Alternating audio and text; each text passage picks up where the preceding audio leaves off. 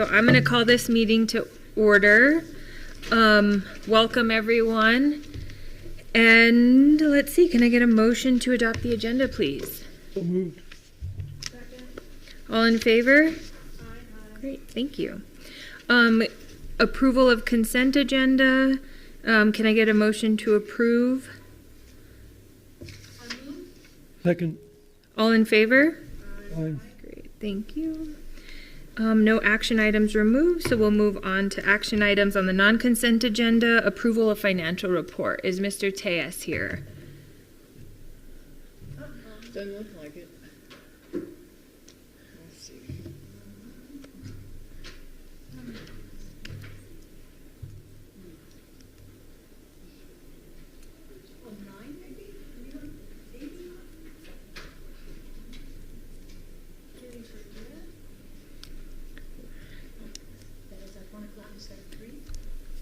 He maybe thought he had until 1:25 to get here. So we're well ahead of schedule, so. Can we do the, There he is. There we go. Hello, Nick. Welcome. You're up. That was quick.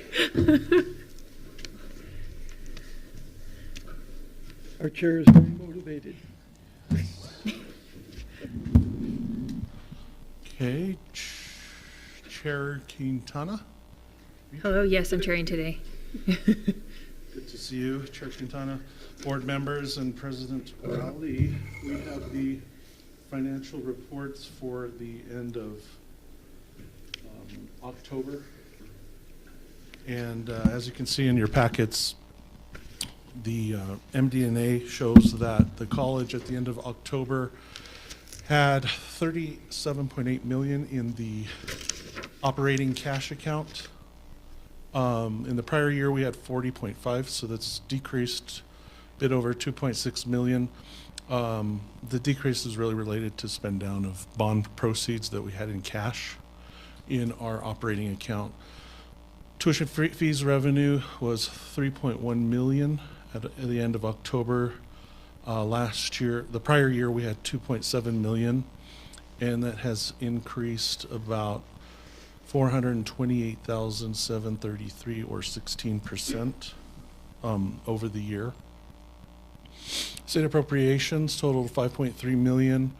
In the prior year, we had 4.8 million, and so that's increased a bit over $500,000 or 10%.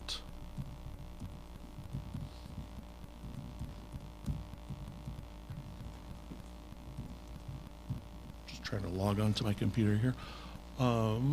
Mill levies, at this time of the year, we haven't received a lot of our local mill levy revenue. We get that this month in December, January, but at the end of October, we had a bit over $317,000 in mill levy revenue received.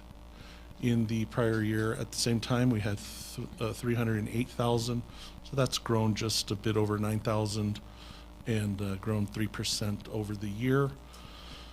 For other sources of revenue, we show 421,114 at the end of October, and that's compared to a bit over 393,000. The increase there is 27,473 and 7% in other sources.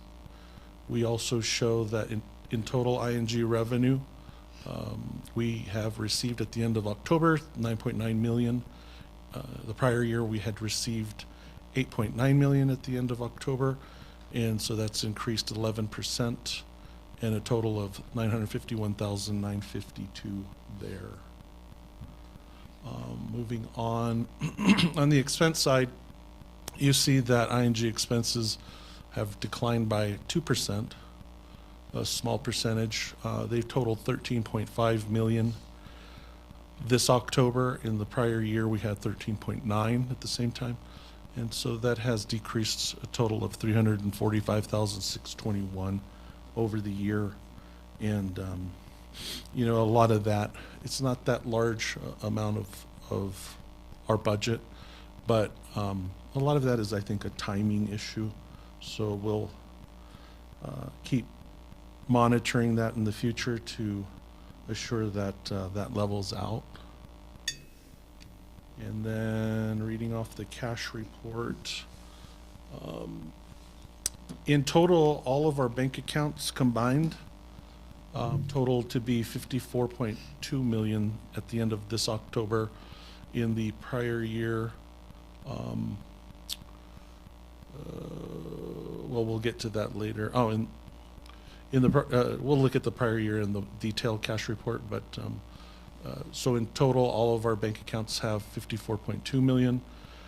And 37.8, as I mentioned previously, is in the operating account. We also have 314,635 of reserve cash for our NMFA bond microgrid project that we have to have in place.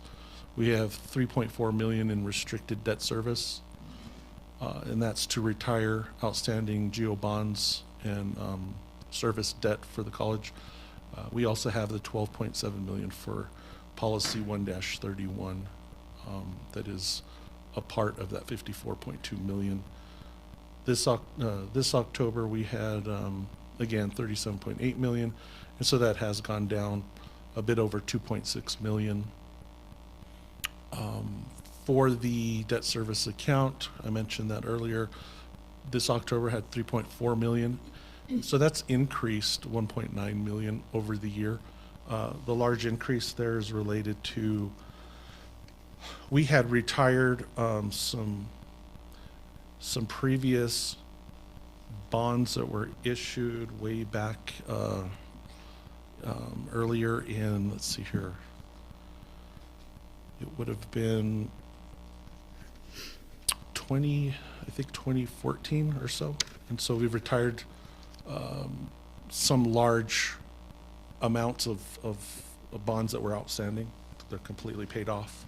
And so those revenues have built up this larger amount for this year. You can see the breakdown of the pie chart for revenues. At the end of October, we had 32% of revenues coming from tuition and fees, and then 54% from state appropriations. Local appropriations, which usually make up most of the revenue to the college, are only at about 3% at this point in the year, and other sources are 4% there. Tuition and fee revenue you will see in the detailed report, but we had 3.1 million in tuition fees. In the prior year we had 2.7 million, and so that's increased 16% for a total of a bit over $428,000 in tuition and fee revenue growth. CTCE revenue on the college side was 697,961. In the prior year, we had about 716, a bit over 716,000. That's decreased slightly by 3%.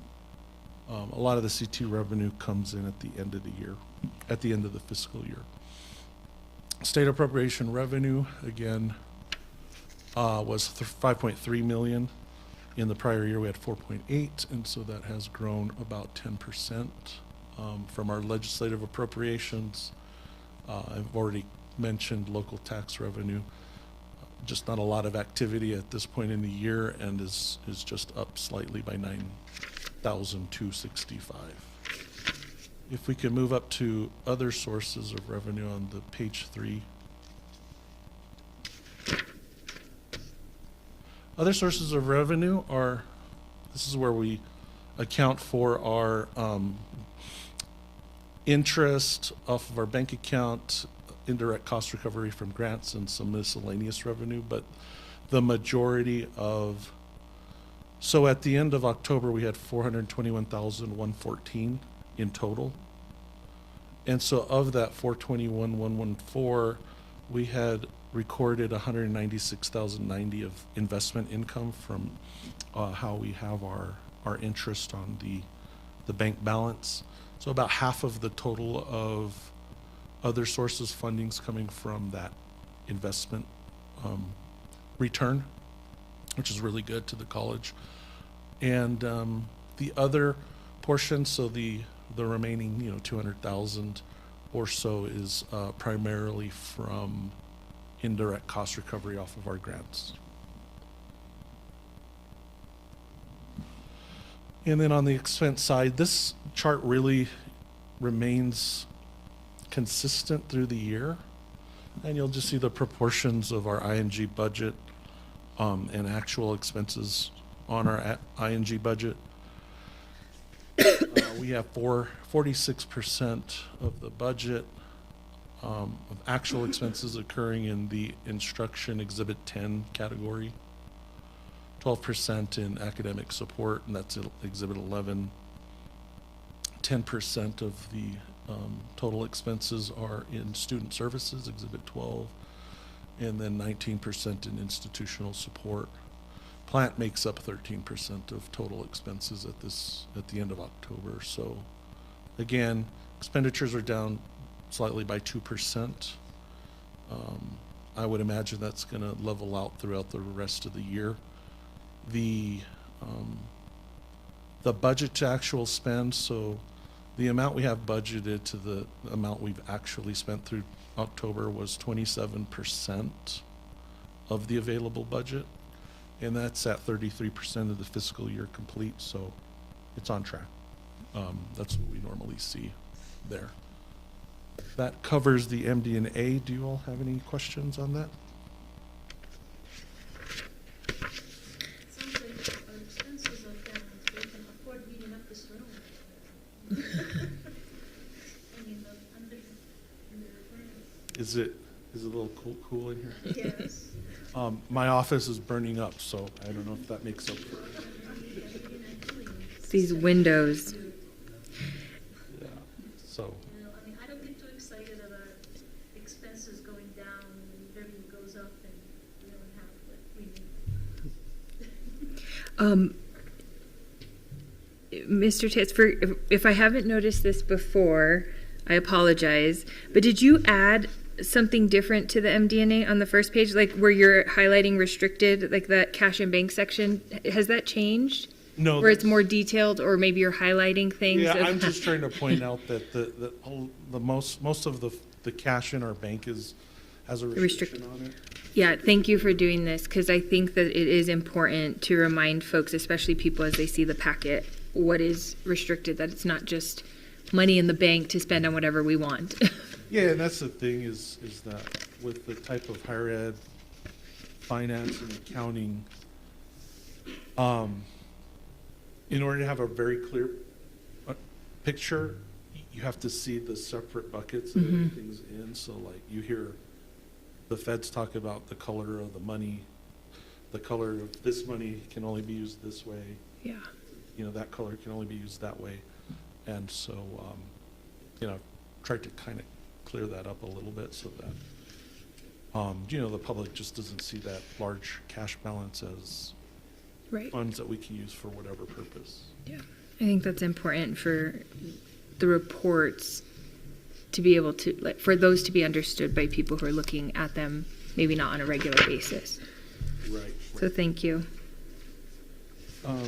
Would you like to go through the detailed financial report?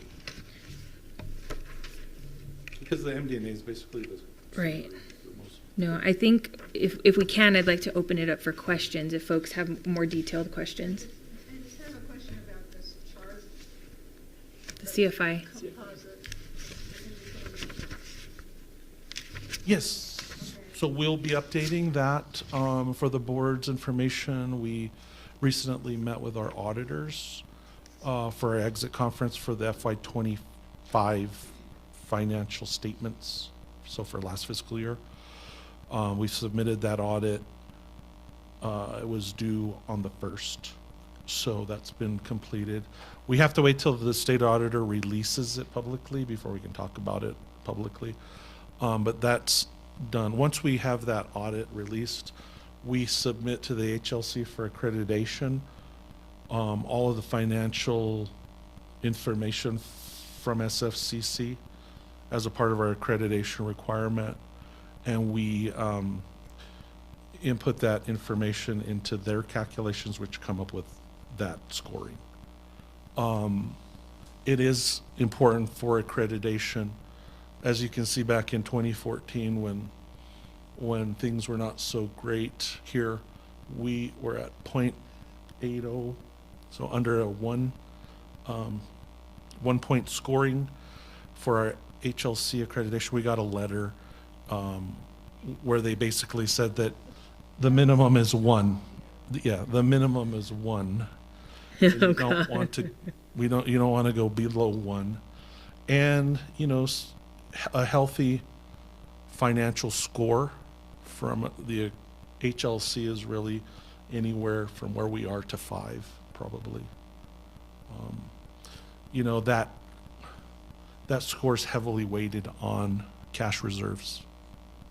So that's why we've tried to work with the board over the years to establish cash reserves so that our accreditation is in good shape. It also helps when, you can see it declining from 2023, which isn't, it's not a cause for concern. In fact, an 8, like 8 points is pretty high. But it declined because we had issued new bonds. So those bonds are also considered and calculated in that scoring. And so when you have more debt, it'll reduce the score. Yeah. Thank you. Any other questions about the detailed report? Yeah. Go ahead. Looking at the summary of the revenue and expenditures, the big table, the pink and the yellow table.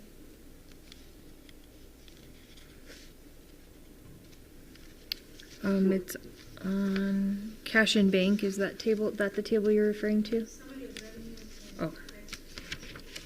It's page 1 in the second, in the detail. after that graph with the Keep going. The beginning of the detailed report. Yeah. Oh, okay. keep going. Next one. More. This one. Yeah, and I'm gonna go back to that. So of course there's different colors of money and we approve plant operations and different plant revenue. But you have a line item there, plant operation and maintenance, exhibit 14, and we're like 8% below what's projected to spend on it. And I'm just trying to go back to the point is like, saving 8% doesn't mean we let the campus get one room hot, one room cold, one bathroom, with broken, I'm seeing broken paper towels, I see like a lot of maintenance issues that need to happen.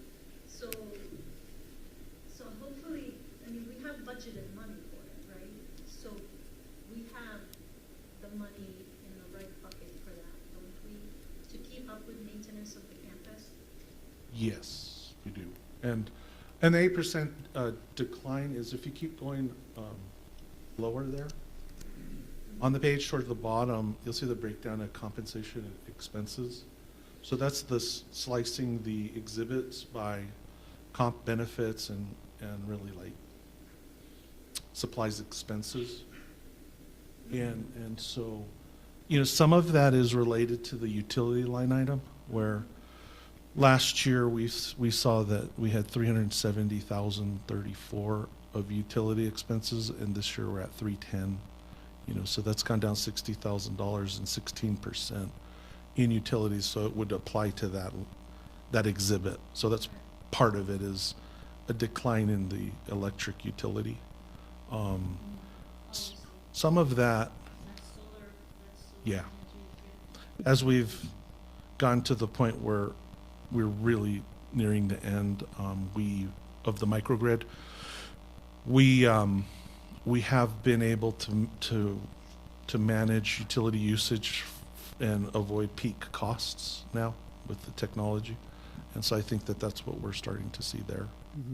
It does impact the decline in the 8%, but it's not all that, right? I know we have big grand plans for maintenance, but Yeah. sometimes there's little things like that just seems like. Yeah.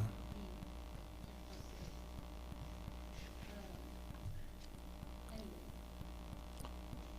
Yeah, we do the best we can with facilities. We have We have a ticketing system, so when things come up, everyone's encouraged to submit the tickets to that system, and they keep track of it through that management of that way. Recently, we had a large water leak in the basement, very large pipe that had been causing problems for a long time. Ultimately, there was a leak related to that, and so we had to tear out the whole entire ceiling in the bottom floor, replace a long amount of piping in there, and so because of that, we had some of the things on the first floor not available. The bathroom, the coffee shop had been backing up because of that, and then fountains in the front were also affected because it's all kind of connected, but that project's been complete, so you don't see that anymore there. But again, facilities is constantly monitoring these things that go out and issues that go out, so it's a lot of timing on what other projects they have, because we have very large and many projects related to, let's just see in the plant fund, in the detail report, we have, we have a budget of a bit over $15 million in capital projects going on this year. We've had actual expenses of 2.7 million, and so those are very large projects that they're also focusing in on. So it's just a matter of scheduling. We do have a fairly small facilities staff as well. So yeah, Well, that's just let me. My point is that if we have the money, we might need to grow the staff or grow the facility capacity. Because, yeah, we have these big projects, but then little things sometimes start falling through the cracks. Always let me know, and then we'll address those things around campus. The board parking sign that used to be up there. Those are they're on their way. We've ordered those. Those chairs are all broken. Which chairs? These chairs. I Mine's have a on. whole list of little things for you. I can make a list of where the broken paper towels are and canvas, and I'm happy to make you this. I'm just saying, there's a lot of little things that Yeah, well, things. fall through the cracks because we have a big project. Yeah, and those things, there's a limited useful life on those things, so they do break. And so it is expected for things in bathrooms to break, and we just, You want us to give you a list? I mean, Sure, yeah, I mean, if you can let me know, we probably have those on our lists in Yeah. terms of the ticketing system, but it's good to know. So, Yeah, and I think just from a process standpoint, does it make more sense for Member Gurman to go to you, or does it make more sense for us to work with someone else to submit a ticket for something we've observed, right? Like, Me and Becky, I think that's the way it should work. go directly to you. board members could do tickets as well. Because Audrey's done a ticket or two for me every once Audrey in could a do while. it. Audrey could submit those. It's not I don't often. know how to do a ticket, Right. but I'll Where it's like, oh, hey, there's this thing.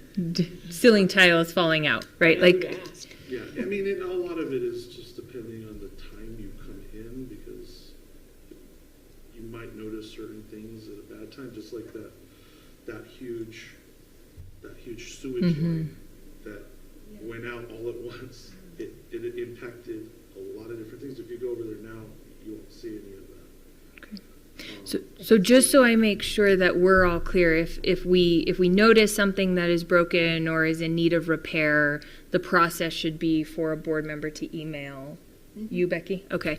And then you'll send it to whatever staff needs to tend to it. Okay. All right. Is that clear, Member Gurman? Okay, great. Thank you.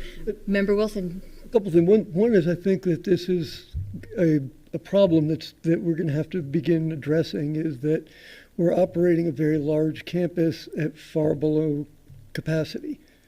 And so we might start looking at that. Are we going to start reining in? Are there parts of the campus that we're not going to maintain because we just don't have the on-campus population to make that a worthwhile expenditure? So I think that's not something to talk about today, but in the longer picture, I think that has to be part of our planning process. Are we going to grow the population, or are we going to refigure out how we utilize the space? Because we're heating an awful lot of space for the number of people who are here. Right.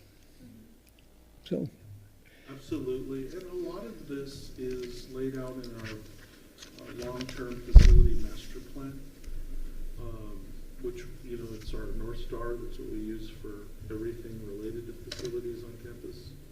We need to update that. The last time it was renewed was in 2017, 2019. The big master plan, Yeah. the 10-year, it was 17 or 19? like 2020. Yeah, So I we was did here- it, Yeah, it was like 2020, Yeah, yeah. 10 or years. 21, yeah. 21. And we want to update those every 5 years.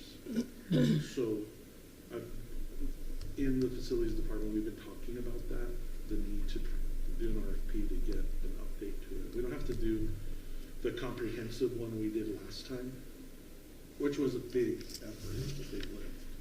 But the update is coming up now, and since we're 5 years out from that one, and then 5 years from now, we'll want to do the big one again. That's how those things are scheduled. But a lot of those things, utilization of room, space, it's included in there as well. Thank you. Any other questions about the detailed report? Yeah, I had a question. I'm always looking at the local mill levy. So we really have two distinct mill levies, right? One for operations, one for plant.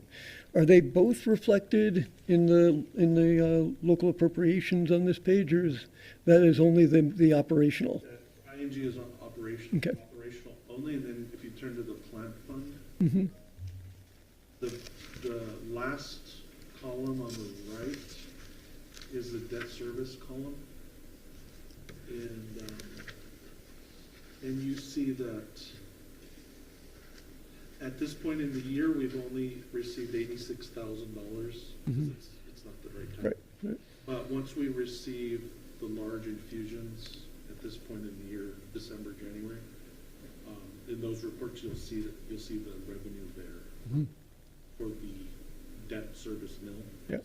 It's accounted for in that revenue category. When the county sends us money for the mill levies, do they send that money distinctly and separately, or do we have to sort that out once the money cuts here? It's an interesting thing because that's the thing. We get a one lump sum from the Mhm. county and an ACH transfer from the county to the college. And then we have to wait on the paperwork to break it up. And so the ACH always comes in, we see it, and then we have to wait some time to get the information from them on how much is a portion for operating and how much is for debt service and how much is for like delinquent taxes. Mhm. What they include in that too. Yeah. Okay. Sometimes we see it and we're like, oh, we need to book that, but then we don't get the paperwork till later. And then Like how later? Months? it depends. New administrations, like when there's a consistent administration in the various offices, you know, it's regular, but when there's a change, it can be a little bit. And that's a function of the treasurer's office. Yes, Okay. from the treasurer's office. Mhm. All right. One Yes. more thing, I see that the food services is still in the red, but I have to say that I used their service a few weeks ago, and it was really pleasant and excellent service and food. Great. So somehow we have to keep working with them just to break even. They are. We're all working on that. I mean, the challenge with food services is they're trying to keep the prices low Yeah. to not gouge people, but the cost of food, especially meat, is very expensive. And I mean, the cost of the food, like for people just going in there to get lunch, is I think higher than I'd like to see, but it is a function of just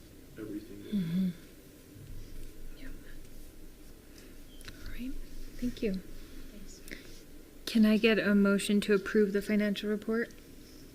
So moved. All in favor? Okay, so moving on to the approval of the greenhouse slab construction agreement. So you all will have a note of the changes that are being added since our last meeting when we discussed it at the work session. So the cost has remained the same, but they've added an attachment A. And so, Nick, I don't know if you or Nope, that's it, I think. okay. Chair Quintana and board members, and President Ali, I think that those were the things we discussed and have been revised since our work session. Does anyone have any questions about that contract? So does that mean, are they doing any compaction and base grades, or is it just, they're gonna just pour concrete on whatever's there, since they're not liable?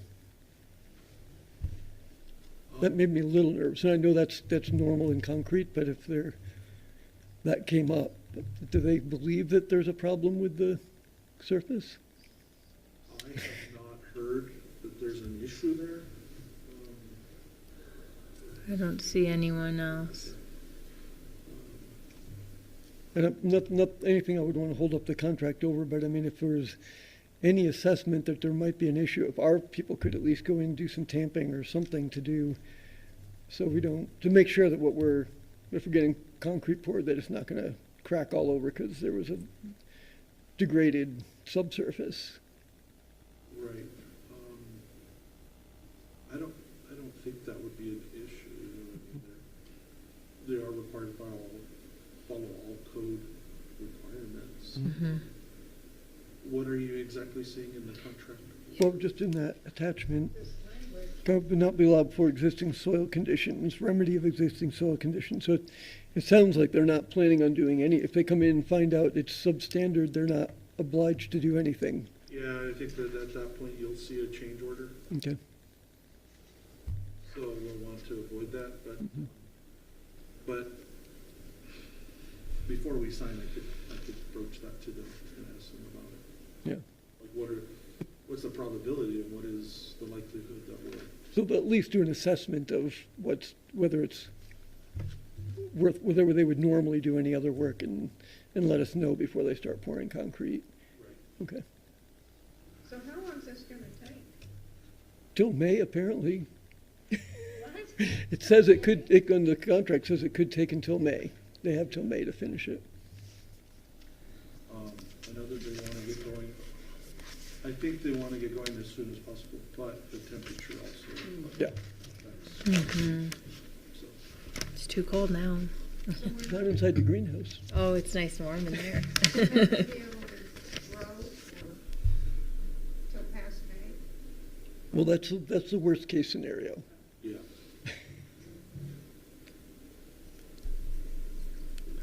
I think the people in the greenhouse expect it'll be done in February sometime. Yeah, that's true. That's, But they have lots of other growing systems on campus, so the students will still have projects to work on. Okay. How would you like to proceed, Member Wilson? I think we should approve the contract. Okay. And just keep an eye on that one. If we could just keep an eye on making sure that they're not using that as a way to do a poor job of a concrete pour. sure. Okay. That's a good thing to bring up, and we can definitely ask them. Okay. So I will take that as a motion to approve. So can I have a second? All in favor? Aye. Approved. Go pour some concrete.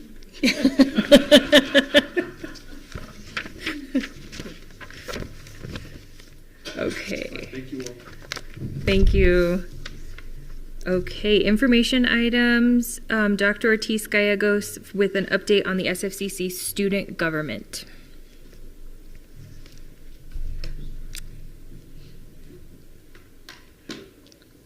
Good afternoon. Good Feel afternoon. very close. Got moved like that. Hello. So lovely to see you. Up close and personal. Here we go. So thank you you all so much for the opportunity to give us some time to really take a look at our current Student Government Association makeup, setup, process, practice. I've had the opportunity to visit with President Rowley and other colleagues across the institution. I've also had an opportunity to work with other colleagues across the nation and kind of get an idea of what is working today. What is working today for community colleges? What is working today for our students and what their needs are and what their availability is? I think we've mentioned before many times, our students at SFCC are no different than any other student across the nation. But what we've noticed is that our students, their engagement, their time and availability for engagement is very limited. And so we want to do the best that we can to serve and provide a space for them to have a voice and make sure that they're present and available in helping us make some hard decisions, like where and how to pour the concrete, where those needs are. And I say that sincerely because we do get those concerns from our students several times throughout the year. What we've done is, and you will receive this if you haven't already, because this is hot off the press in the sense of making sure that we worked with all of our colleagues in really taking a look at what should we do, where should we start, and how should we change if we should. So what we'd like to do starting in January and really taking a look at having a group of students, no more than 9. This is a model that is very similar to some of our colleagues within the state. Having students who are enrolled in at least 6 credit hours in a degree-seeking program. We feel like that really is a makeup of our institution and of students who can represent well across the institution. These students who are interested in participating in our SGA would submit an application and a letter of recommendation from a professional faculty member or staff member, either from the past or who are currently with us today. That application will be reviewed by this semester, myself, our student engagement coordinator, and our director of recruitment and engagement, who will take a look at the applications, review them, make sure they meet all of the requirements that we've laid out for them, and then we move forward into having them be introduced into SGA. This group of 5 to 9 students will then nominate each other to serve as part of the executive team. There'll be 4 positions on the executive team: president, vice president, budget officer, and administrative officer. These individuals will be considered the executive team, and they will have responsibilities a little bit more above the membership of the group, the rest of the individuals who will be part of us. What will happen is that we will expect all members to attend the meetings at least once a month. We'll have an SGA meeting. They'll hold office hours and participate in student activities.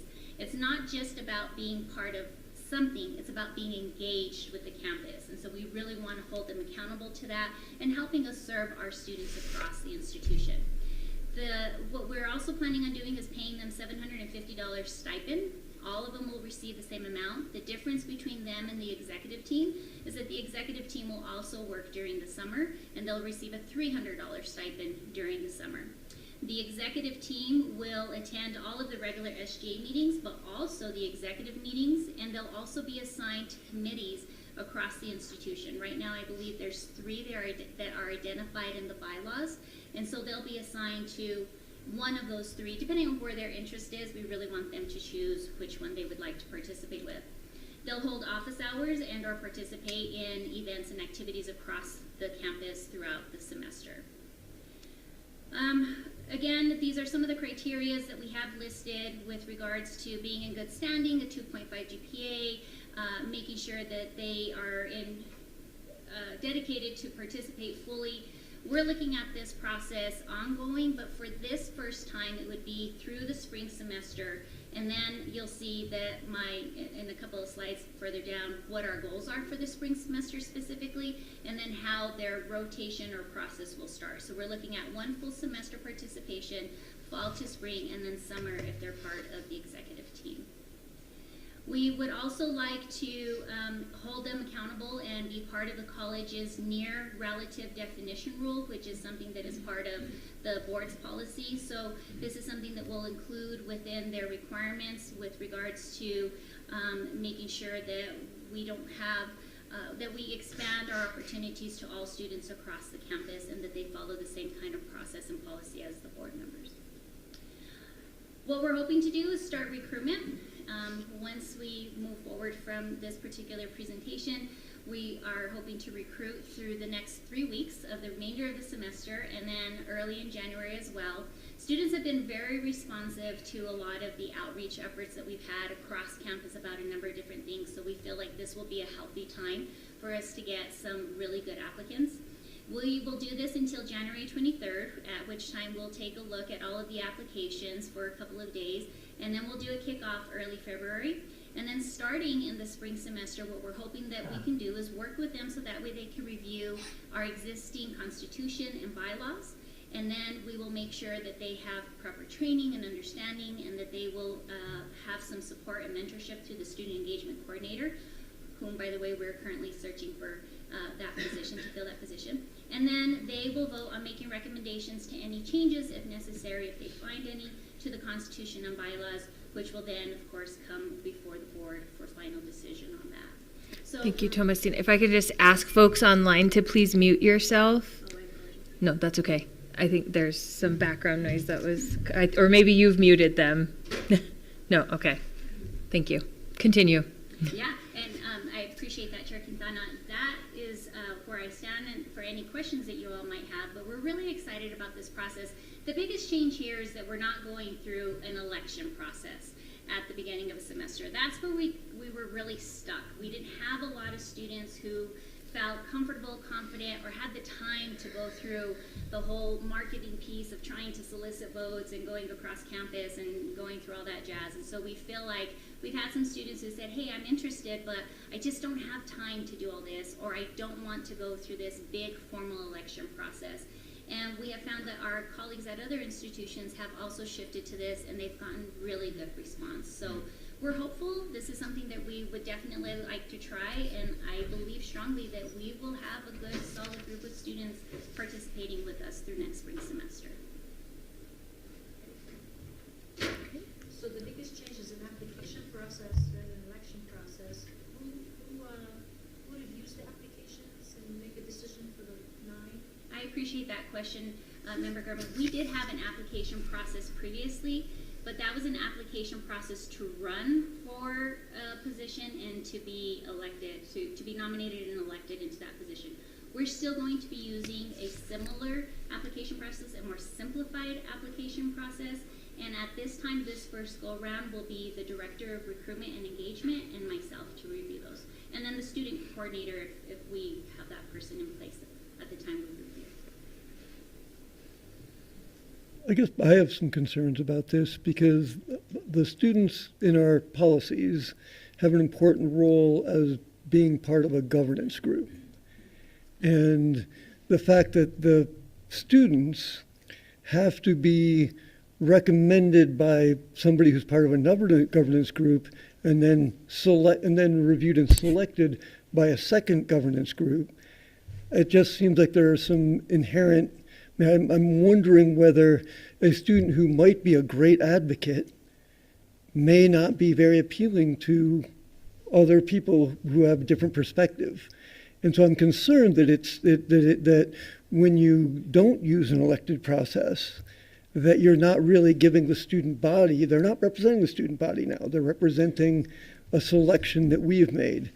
And I'm sure that there are, I know that there are probably, I'm wondering which when you're finding other campuses who are doing this other kind of process, what organizations are you finding them through?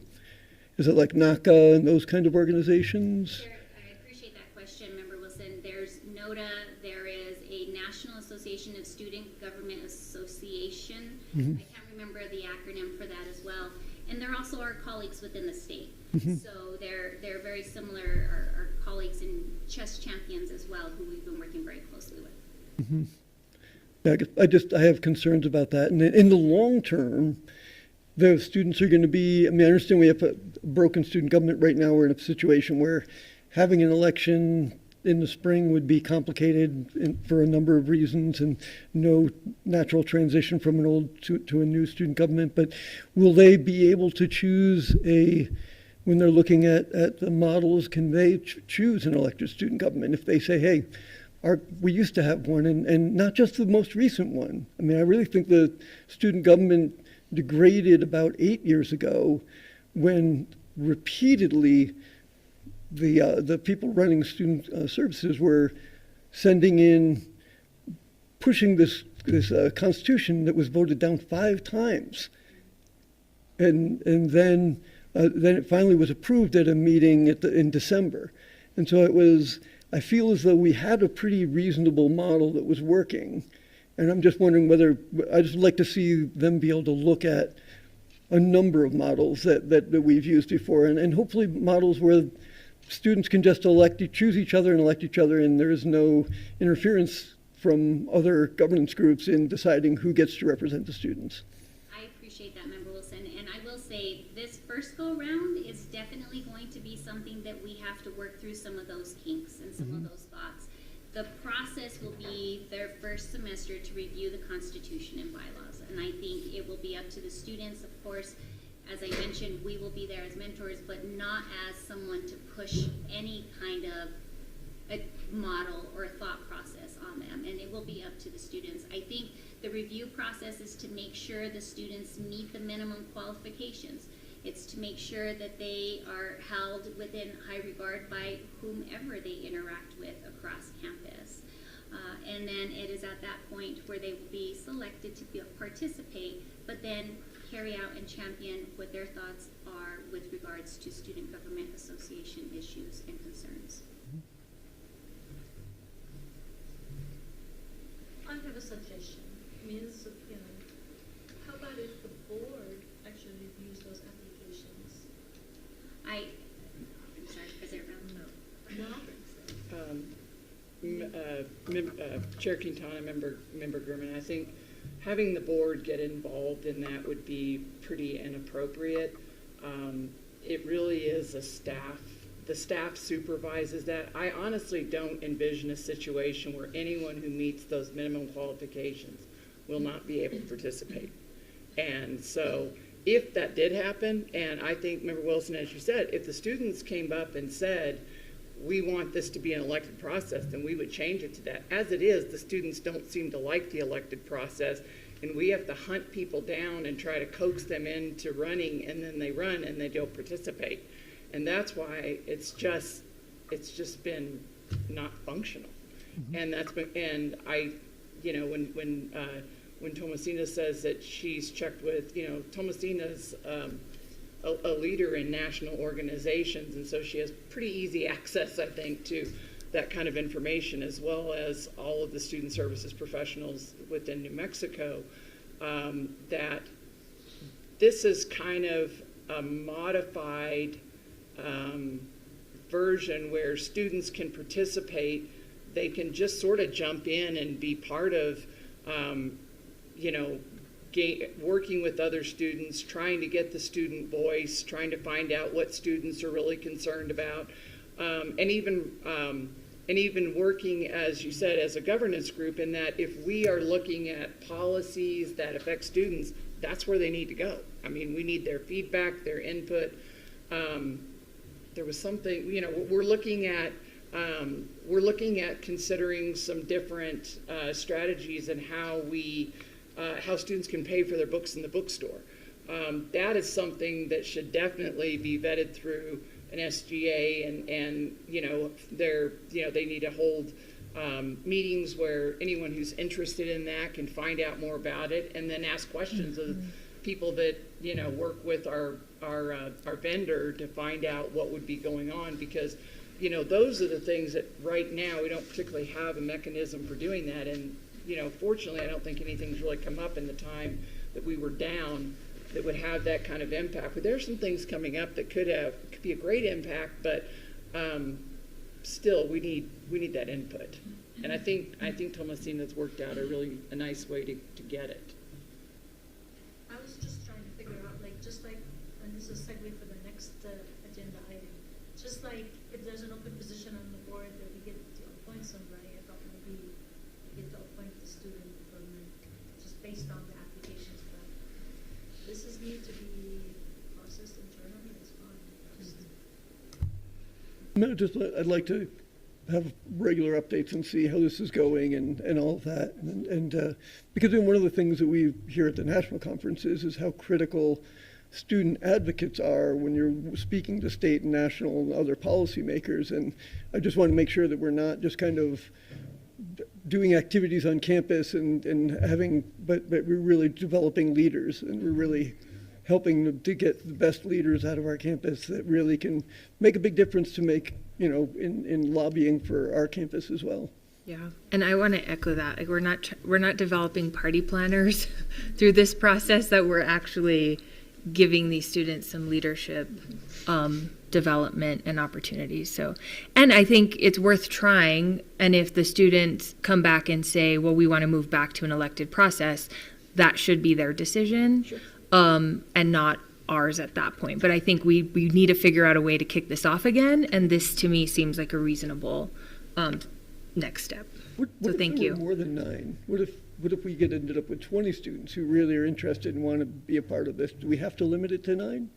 Isn't this our usual problem? Is that we had too many positions and people weren't showing up? No, not we're setting them up, but since we're trying to come up with Yeah. a group that's going to decide what happens next, if 20 of them are really interested, I wouldn't want to see any of them discouraged from being a part of figuring out where we're going with student government. Member Wilson, I think that's an excellent problem to have, and I think that's when we could come back to the board to ask for or look at the funding process, because again, there's a funding mechanism tied to this. So we want to make sure that we're very equitable in that and mindful of the overall budget process. But I think that's something that we could definitely discuss. And aside from the budget, isn't it also an issue when it comes to voting on things? Because before we had too many positions written into it. Am I misunderstanding? Right, we had too many positions, not enough people showing up to actually vote on things, and so things just constantly stalled out. And so when I saw that, to me, that's also a remedy to that challenge.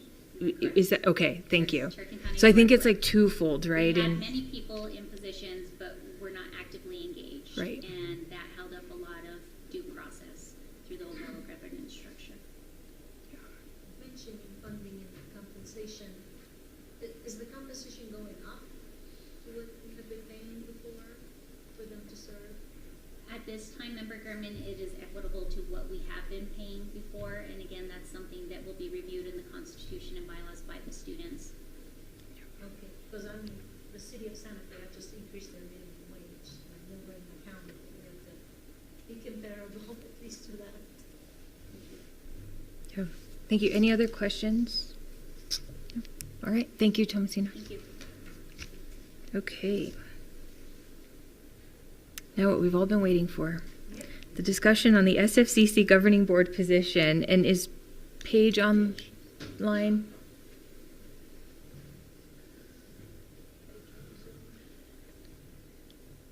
Yep. Okay, great. So Dr. Rowley and Ms. Duhamel, yeah, if you all want to give us an update on what is going on with the SFCC governing board position. I can go ahead and start, Paige, and then you can walk us through the actual what the law actually says about this. I do want to clarify first of all. Chair Pugh asked me several weeks ago, I think, said that someone had gotten information from the clerk that said that we needed to require our newly elected board member to be sworn in and then resign, and then we could appoint a new board member. So I believe Member Siegel has talked with the clerk, and then the clerk called me a couple of days ago and said that she apologized for that misunderstanding, but that was a great misunderstanding, and that the process is that, we do have a second, I think you all have seen it, a second letter of resignation from Dr. DiGiulio. And so the process is that you all should appoint someone in January. And there's really nothing stipulating how that appointment needs to work. It has to be in an open meeting. It has to be in an open session. You can reach down and appoint the next person who would have been elected, who ran in the election. You can solicit applications. and vet them, but all of that has to be done in an open meeting. And it's that page that, The vetting has to be in. yes, open yes. Madam, Madam Chair, President Rowley, that is correct. We did determine multiple ways that the process is up to you guys to decide. The Community Colleges Act and your bylaws do not particularly state a process, which in this case is kind of helpful because there was just an election and you do have sort of a different route than one that you guys might have to sort of go through a, timely process of collecting resumes and applicants for the position. There is somebody in line who is interested. My recommendation is that to be as transparent as possible, you make a decision, you can discuss the process you would like to make here and now, and then make the final decision on that process at your next meeting, which can be the next scheduled board meeting, or it can be a special meeting if you want to speed up the process. And then make a final decision after you have discussed and decided on the process. So you can certainly appoint the individual that ran against Dr. Giulio, or you can collect resumes and do in an open meeting sort of a discussion of those resumes and pick the person that you think most qualified for the board. Thank you. Yes, Member Siegel. Since we didn't have an agenda item saying we were going to determine the process today, we have to determine the process at our first meeting in January, at our meeting in January. Correct? You can certainly discuss this week, but final discussion and determination in June.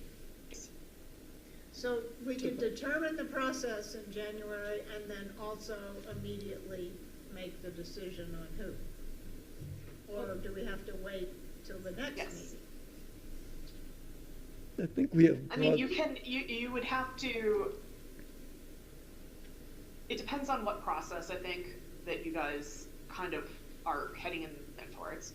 But my recommendation is that you separate out the decision on the process versus if, say, for example, you're going to collect resumes of potential candidates for the board, you do that, you make that final decision on that candidate at a later date. If you, here and now, sort of make the announcement that you will be picking the runner-up candidate in the election, you can sort of make that announcement and then, in the next agenda say, something along the lines of, we will be discussing the process to appoint the runner-up candidate. We recommend prior to this meeting, any comments be made to, et cetera, and then maybe advertise that in some way. But you just want to be as transparent as possible as to what process you're using and give people time to give feedback on the process. And Paige, can we discuss our reactions now and what our recommendations are now? Yeah. Okay. Can I open it up for as long that? as you make the decision at a later, so you have because you don't have it on the agenda today Right. to make the decision. You Right. can discuss today. Yep. But as long as you don't make the decision today, that's fine. Okay. Like, can't we can have a special meeting in January and vote on it? Yeah. Then, if we agree on the Yeah. process. Okay. And is it correct that I'm hearing that the two, I think, obvious paths forward are to either appoint the next person in line who ran for the election or collect resumes and applications for the position? And those are our two options. Are there other options that we are not thinking of? And we can do it. Madam Chair, there could, it's up to you guys. There could be amongst yourselves, if you discuss other ways of appointing a board member and come to a better solution.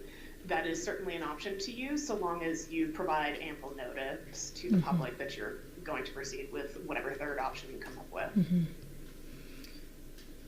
And any third options that people would like to discuss right now? To me, those seem like the best options to consider. The only third option I could think of is to say, we are soliciting applications from the south side of New Santa Fe, something like that. But that I think we could also make that, Side too. I don't think you can specify the region because we're not districted, so it has to be at large, yeah. well, I think it can be at large, but I think that I know in the discussion we had about whether we want to do districts and all that sort of thing, it came up that, well, the way we're doing it, one of the flaws is that we're not representing parts of the town. And we could also have a conversation about whether we want to have any sort of affirmative action in deciding whether we think it should be a more representative board. So we could consider ethnicity, we could consider where people live as part of the process of deciding what we think is best for the college and the community. I think maybe we need a legal advice. Mhm. Can we be more specific, or? Well, I also- Because large yeah. position, we can't be more specific about what type of applicants we're looking for. We could make it part of our decision process without necessarily saying that you have to be from one area or another. Desirable qualifications. So may I put Member Siegel on the spot? Right, there has been a time in our history when we did accept applications and review resumes publicly.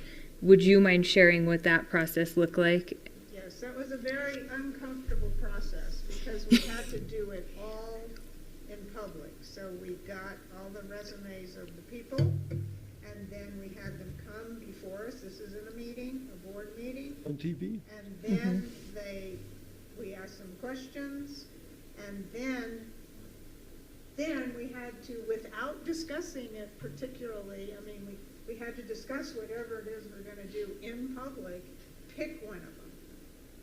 So it was incredibly awkward. Mm-hmm. And that has, Didn't go into executive session or anything. So that's one option. Not And everybody was good for that. If you're running for the position, they have to go through debates and answering questions by the newspaper. which they've done, So right? Which It's kind of similar, but it's awkward for us. It's awkward for us because Yeah, we can't talk among ourselves yeah. publicly like, well, I don't think he's a good one because, you don't say any of that in public. And I know we can't decide on the process now that this is just discussion. Oh, so if you can speak into your mic so Paige can hear you when you're talking, that would be helpful. So we can't decide on a process now, but we know the two options that are available that you all will have to decide on when I vacate my position in January. Unless, of course, there is a special session before my term ends December 31st. In which case, do I participate, Paige, at that point? Yeah, you're still on. Yeah. So, You're still a board Yeah, member. Madam Chair, you would, because you'd still be in office as long as you're over. kind of counting this as my last December one. 31st. Right. I'm here for you all till the bitter end if you want to have a special session. Yes. So, yeah, I think, yeah. And Well, I know, I think we had an election, we had two Right. people that were really interested. The one who won lost, resigned, but the next there's person. another person who was interested enough to run for office. Right. Yeah. Did someone reach out to him and see if he's still interested? He is, he Yes. told me. Okay, good. Yeah, I've had many constituents talk to me and say that they would really like to have him be our choice. So, I think, yeah. I guess I would like recommendations from other board members if you prefer to have a special session to make a decision on the process before the end of December, or if you prefer to wait until January. Any thoughts? I'm okay either way. Okay. How much do you want to be a part of it? I mean, for a special meeting, we just need like a 3-day notice, and we could do it. And- Zoom, right? Yeah. It can be quick. And President Rowley, any preference on your end? Sorry, as you take a bite. Perfect timing.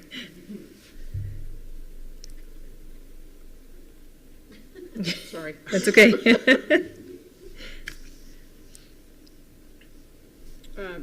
Chair Quintana, the only thing that I was thinking of is that depends upon how quickly, if you want to do this and be ready to appoint somebody in January, you know, at the regular meeting, whatever, then it might make sense to have a meeting sometime, just a special meeting sometime in December.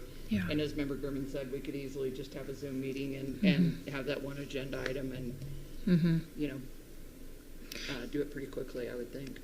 I Yeah. think if we did it in December, then the person can start and be at the first board meeting and get sworn in. Yeah, I'm in favor of having a special session in December. That way there's someone who can, we've identified the process and a person to start in January. So, Do we, for the special session, can you do two votes in one meeting? A vote on the process and a vote on the appointment? it depends if, I don't think we can appoint someone until there's a vacancy. No, we appoint them for the future date. or you're, We can do that. yeah. Can we do it in one meeting?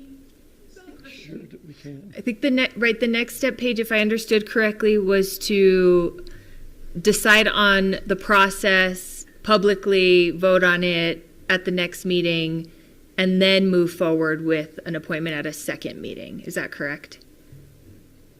So the special session would really just be Madam Chair, deciding on that the is process? correct. Okay. Why would we have to have a second Yes, meeting? Madam Chair, and you can have, you can have a third special session to appoint this person before the election, the date at which their term would take effect. That's how an election works. So you know the candidate before their term takes effect. I'm trying to think if there.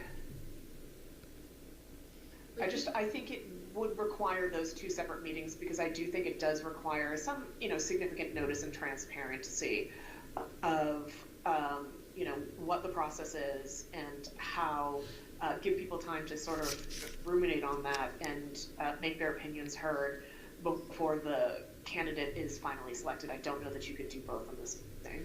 Okay. Okay. But if we decide, we vote and say we're going to appoint the next person in line in the election, we have to kind of leave it open for a few days to see if anybody has any objections to that from the public. Is that, am I understanding that right? You have to give people time to give feedback on our vote. I think, yeah. Yeah. That's okay. For now, I think let's move forward with scheduling a special session for later this month. As soon as possible, that allows for us to get our public notice out. And then we'll go from there. We'll decide on the process during the special session. Folks will know how we're moving forward. If it's decided that we're going to accept resumes, there's an open call and people have time to do that if that's the decision the board makes at the special session. So for now, the special session is just to decide on the process by which we are going to select the next board member. Okay, great.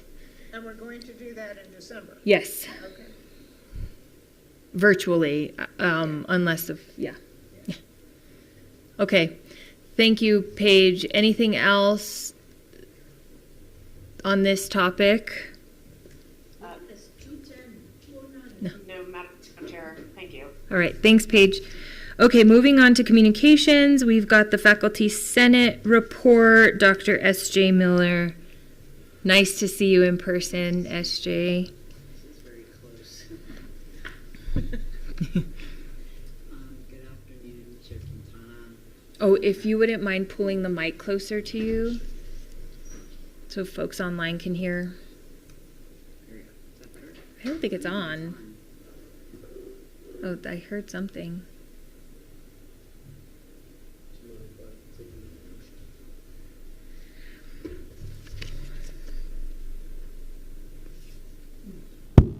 Okay, thank you. Good afternoon, Chair Quintana, President Rowley, Member German, Member Wilson, and Member First, I want to start with the action items that I left off with during our last meeting and give a report. I'll move into some of the more recent conversations. Initially, we talked about having a constitutional amendment, and we've deferred that. That was related to attendance and definitions regarding faculty who can be present at the meetings. And it was determined that presenting piecemeal amendments would be inefficient, and that we wanted a broader, more comprehensive constitutional review of our Constitution to ensure stronger alignment across governance documents, and that will be taken up in the spring. Continuing along with the adjunct contract revisions, we know that Margaret is actively reviewing the pathways to strengthen adjunct working conditions and is consulting with partner institutions across New Mexico to identify best practices. The Senate's next coordinated step is to work with our adjuncts to be part of the Professional Development Committee and look at the potential roles that could change along serving with them to be part of the professional development funding process. And the item is expected to be introduced as a future Professional Development Committee agenda topic. We also only have 2 representatives, and we're still seeking a 3rd for the spring term.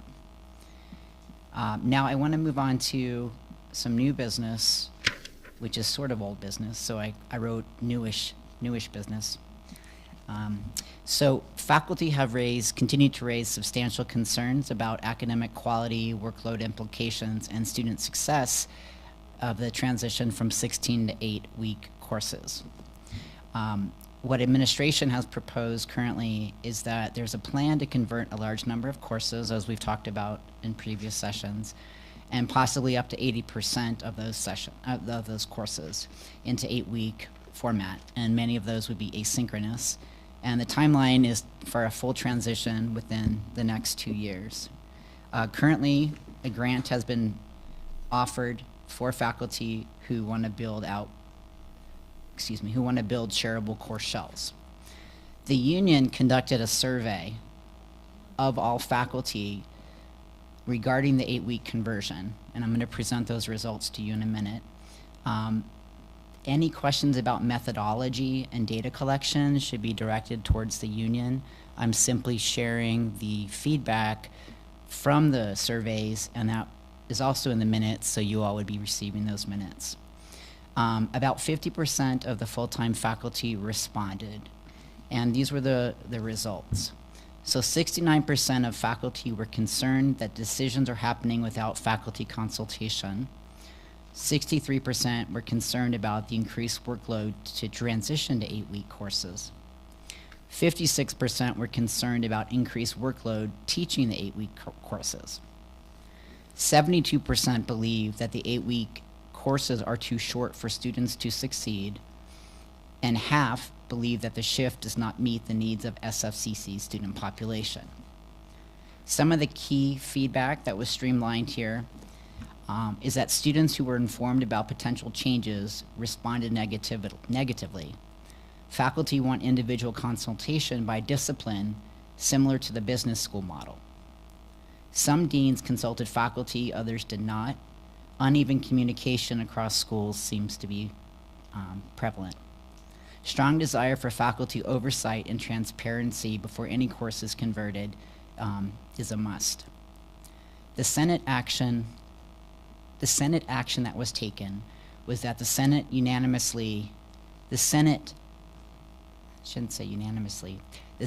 approved presenting a formal resolution to the governing board, and Vice Chair Friedman is not here to present, so I'm going to read the resolution in a minute.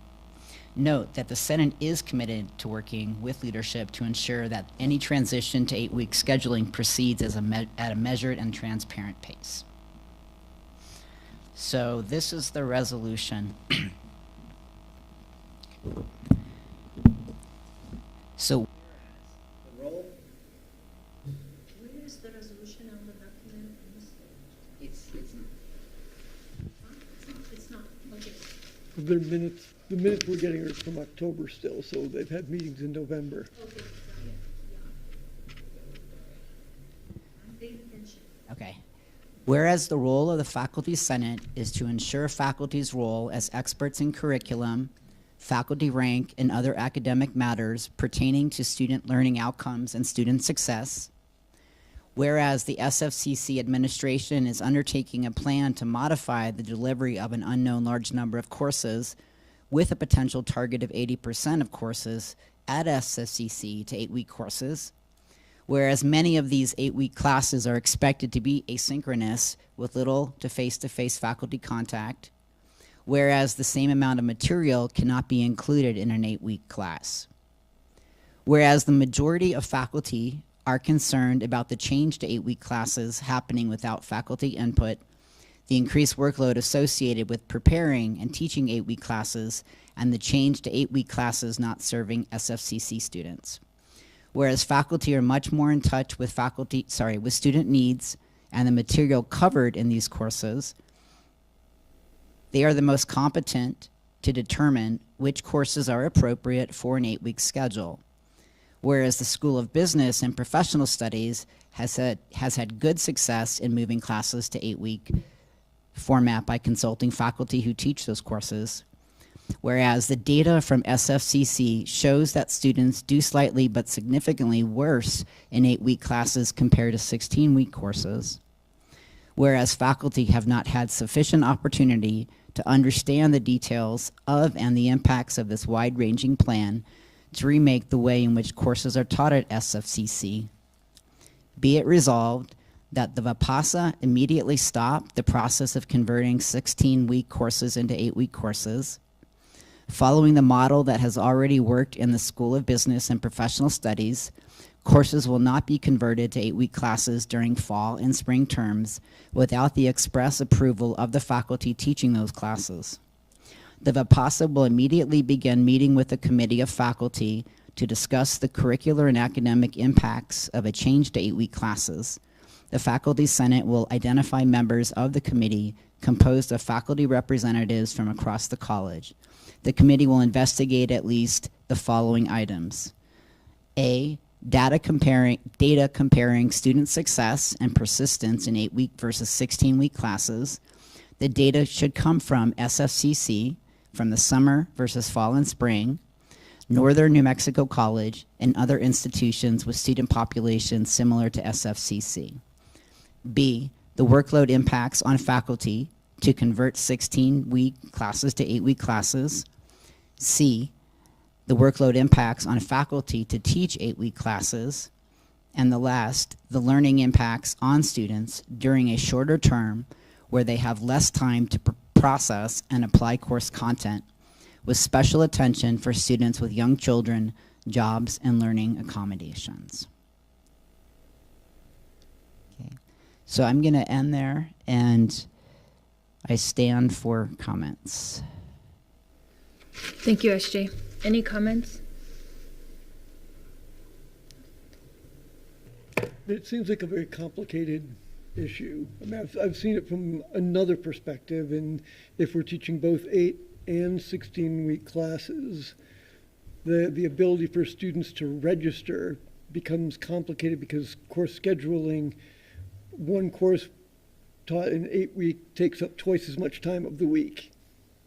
Would that be correct? And therefore, it may be more difficult to create a schedule when some of the classes are 16 weeks and some are 8 weeks. I don't think I can answer that. That would Okay. be more of a. I guess it's more of a observation that it seems like there's other things in terms of how scheduling works that makes it complicated for students who maybe only want to take 16-week classes. I don't have a question. I think I have more of a comment because I agree with Member Wilson that this is a complex issue. And I'm curious if anyone here has read the book Lower Ed. But basically what it is it's talking about the for-profit sector basically serving the populations that community colleges are intended to serve, but they're going into significant amounts of debt. But the reason that those populations are drawn to for-profit institutions is because they can help them get through a degree with a high degree of service in with classes that are about 8 weeks. And so I would recommend, right, because it is so complex, that it's not an either or, it's kind of a both and. Because if we're going to support the population that we are responsible for serving, we have to be able to do it in a way that I think is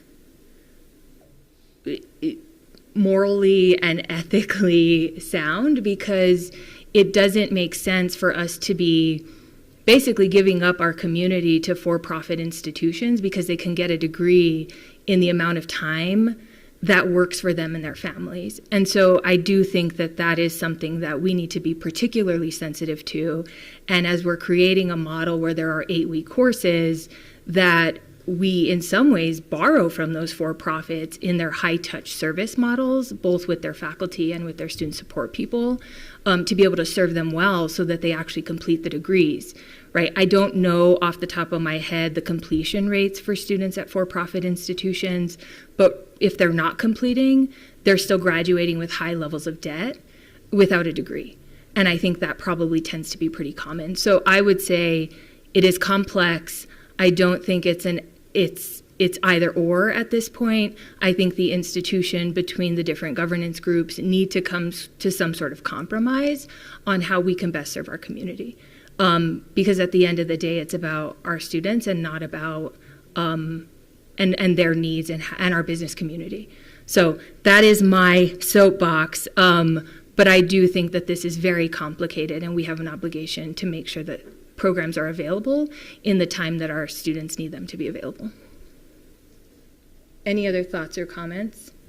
I mean, it's good. I was going to give Linda a chance before I start. Go ahead. I totally agree with both of you said. My only concern that you're saying that the faculty has not been participating, has not been part of the process of which courses should be converted to 8 weeks. Then faculty has not gotten, like they were not part of the process. They've just been told this course is going to become an 8 course. Yeah. Without any input from faculty. Can I ask a question, please? Right, I'm curious. Right, when I look at this report, It depends on the area. I mean, I think that business and professional studies under Dean Saylor, there's been a lot of conversation. I cannot speak for the other areas. We do have people who are here today to speak about their own experiences. Mm-hmm. Yeah, this is just an observation, and I'm curious why this happens, right? So when I look at the report, and this tends to be pretty common in the Faculty Senate report, when there's requests for committee and task force updates, there are usually no updates given on the majority of them. And that, to me, is where faculty input is requested. And so I'm curious what the level of faculty participation is if month after month we're seeing no updates are given at your meetings. Because that is the process, right? That is the intention of having faculty representation on these committees. So I'm just curious, can you speak to that a little more? I think there's been a lot of attrition. Okay. People are burnt out on service, and some of the folks that have been on committees have stopped either attending, or there really are no updates from those committees. We've tried to streamline it because the first 30 minutes have always just been about lots of reports, and so what we're doing, Chair Quintana, is we're asking people, if you have an update, please share that update. Okay. So if there's nothing significant, we just put NA. Okay. So it's kind of a matter of both. I'm sorry. Yeah, so some committee Can you please come to the table? And so you can be recognized. Yeah, Tony Kaufman is one of our officers. Okay. Yeah, please. Communications chair. I'm sorry. That's okay. I'm Tony Kaufman. I'm the Faculty Senate Communications Officer. A lot of the meetings only meet once a month, Okay. so there's only reports once a month on the meetings. So that's why there's no updates consistently Okay. every week, because they only meet once a month. And so it sounds. Give her the microphone. Yeah. Part of college services that we serve on committees, and that is part of the collective bargaining and Yes, yes, and they do serve on the committees. But they have no updates. And they have But they do have updates, but if they're only meeting once a month, then there's going to be updates once a month. because that's not reflected in the minutes. Well, one thing I would say honestly is to look at them side by side. So in other words, what Tony's saying is completely accurate, that some groups have them on some weeks and some don't. So you've got to look at that right against each other. So if it's a complete blank, I mean, like November, people are on break. So I don't think November is a good representation. But then you've got October, September, and kind of the end of August-ish. So I think that they're all there.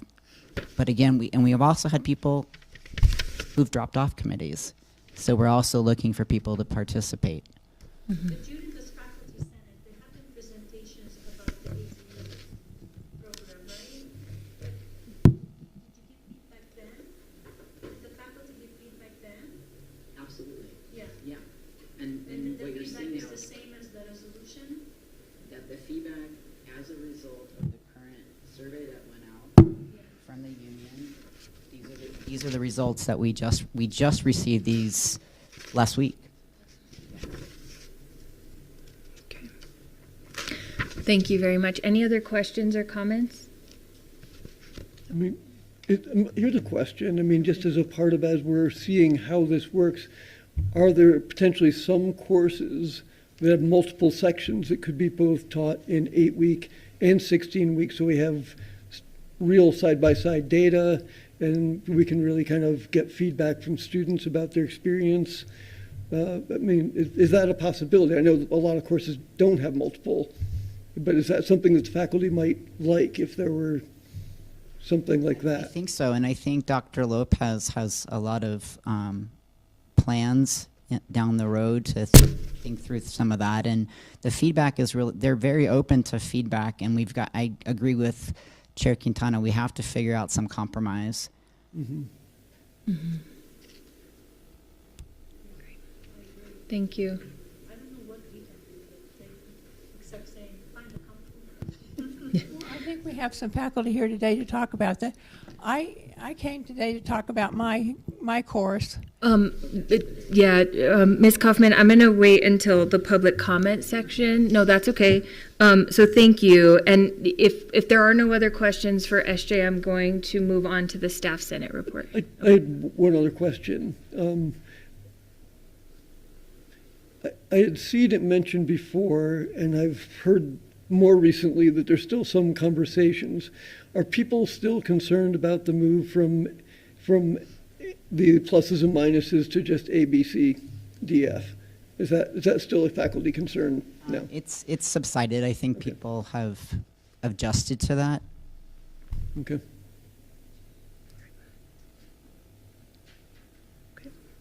Thank you. All right. Mr. Gutierrez and Ms. Renteria.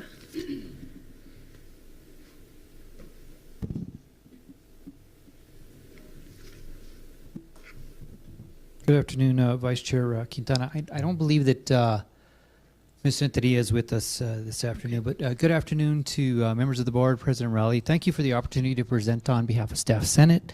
Staff Senate's last scheduled meeting on November the 28th was canceled as we were on fall break, so we did not have a recent meeting, but the next and final meeting of this semester is scheduled for December the 12th. So that'll be our last meeting for the year. The Staff Senate would like to take this opportunity to thank Vice Chair Pierre Quintana for her years of service on the governing board and for especially understanding and adhering to the role of the board as a board member as it pertains to setting institutional policy, providing physical oversight, and ensuring the college's educational mission is fulfilled. We appreciate you for doing that. Staff Senate wishes you the best, and because of your dedication to the college, please remember that you will always be part of the SFCC family. Appreciate that. Thank you so much. We know that Chair Jody Pugh is not here with us today, but Staff Senate would also like to congratulate her on her re-election to the governing board, and Staff Senate looks forward to continuing to work with her as she moves forward. As we end another year and semester, Staff Senate would like to thank President Rowley and the executive team for their continued open communication with staff as it pertains to what we are doing, why we are doing certain things, and where we are in the process. This open communication creates an environment where staff feel appreciated and valued for all their hard work. This is evident and validated by the number of staff that attend and participate in staff Senate meetings. As you know, we have a high number of people that attend that. Staff Senate looks forward to the next semester and next year as we continue to work together to ensure the well-being of all staff and continue the mission at Santa Fe Community College. So, and with that, I stand for any questions. Thank you. Any questions? All right. Thank you, and have a great holiday break, and thanks for your work. Okay. President Raleigh, President's Report. Right. Thank you, Chair Quintana. I have a few updates to give you, and then I'm also happy to answer any questions about the long report that you all get in your packet. One of the things that we talked about at our work session too, and that Paige and I have been discussing and exploring, has to do with the possibility of setting up voting districts for the college. As you all know, currently every board member is elected at large within our taxing district.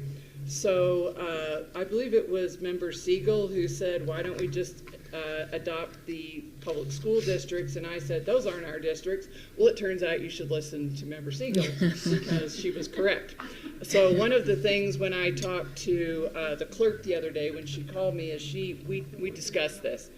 I'm always wrapped into our service area because that's where we get into disputes with our colleagues all the time, and so that is a much broader area.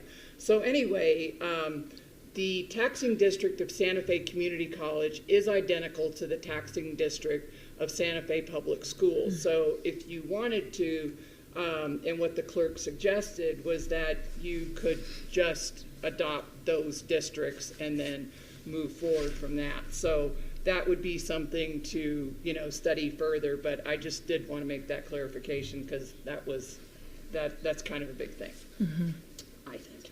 I was right too.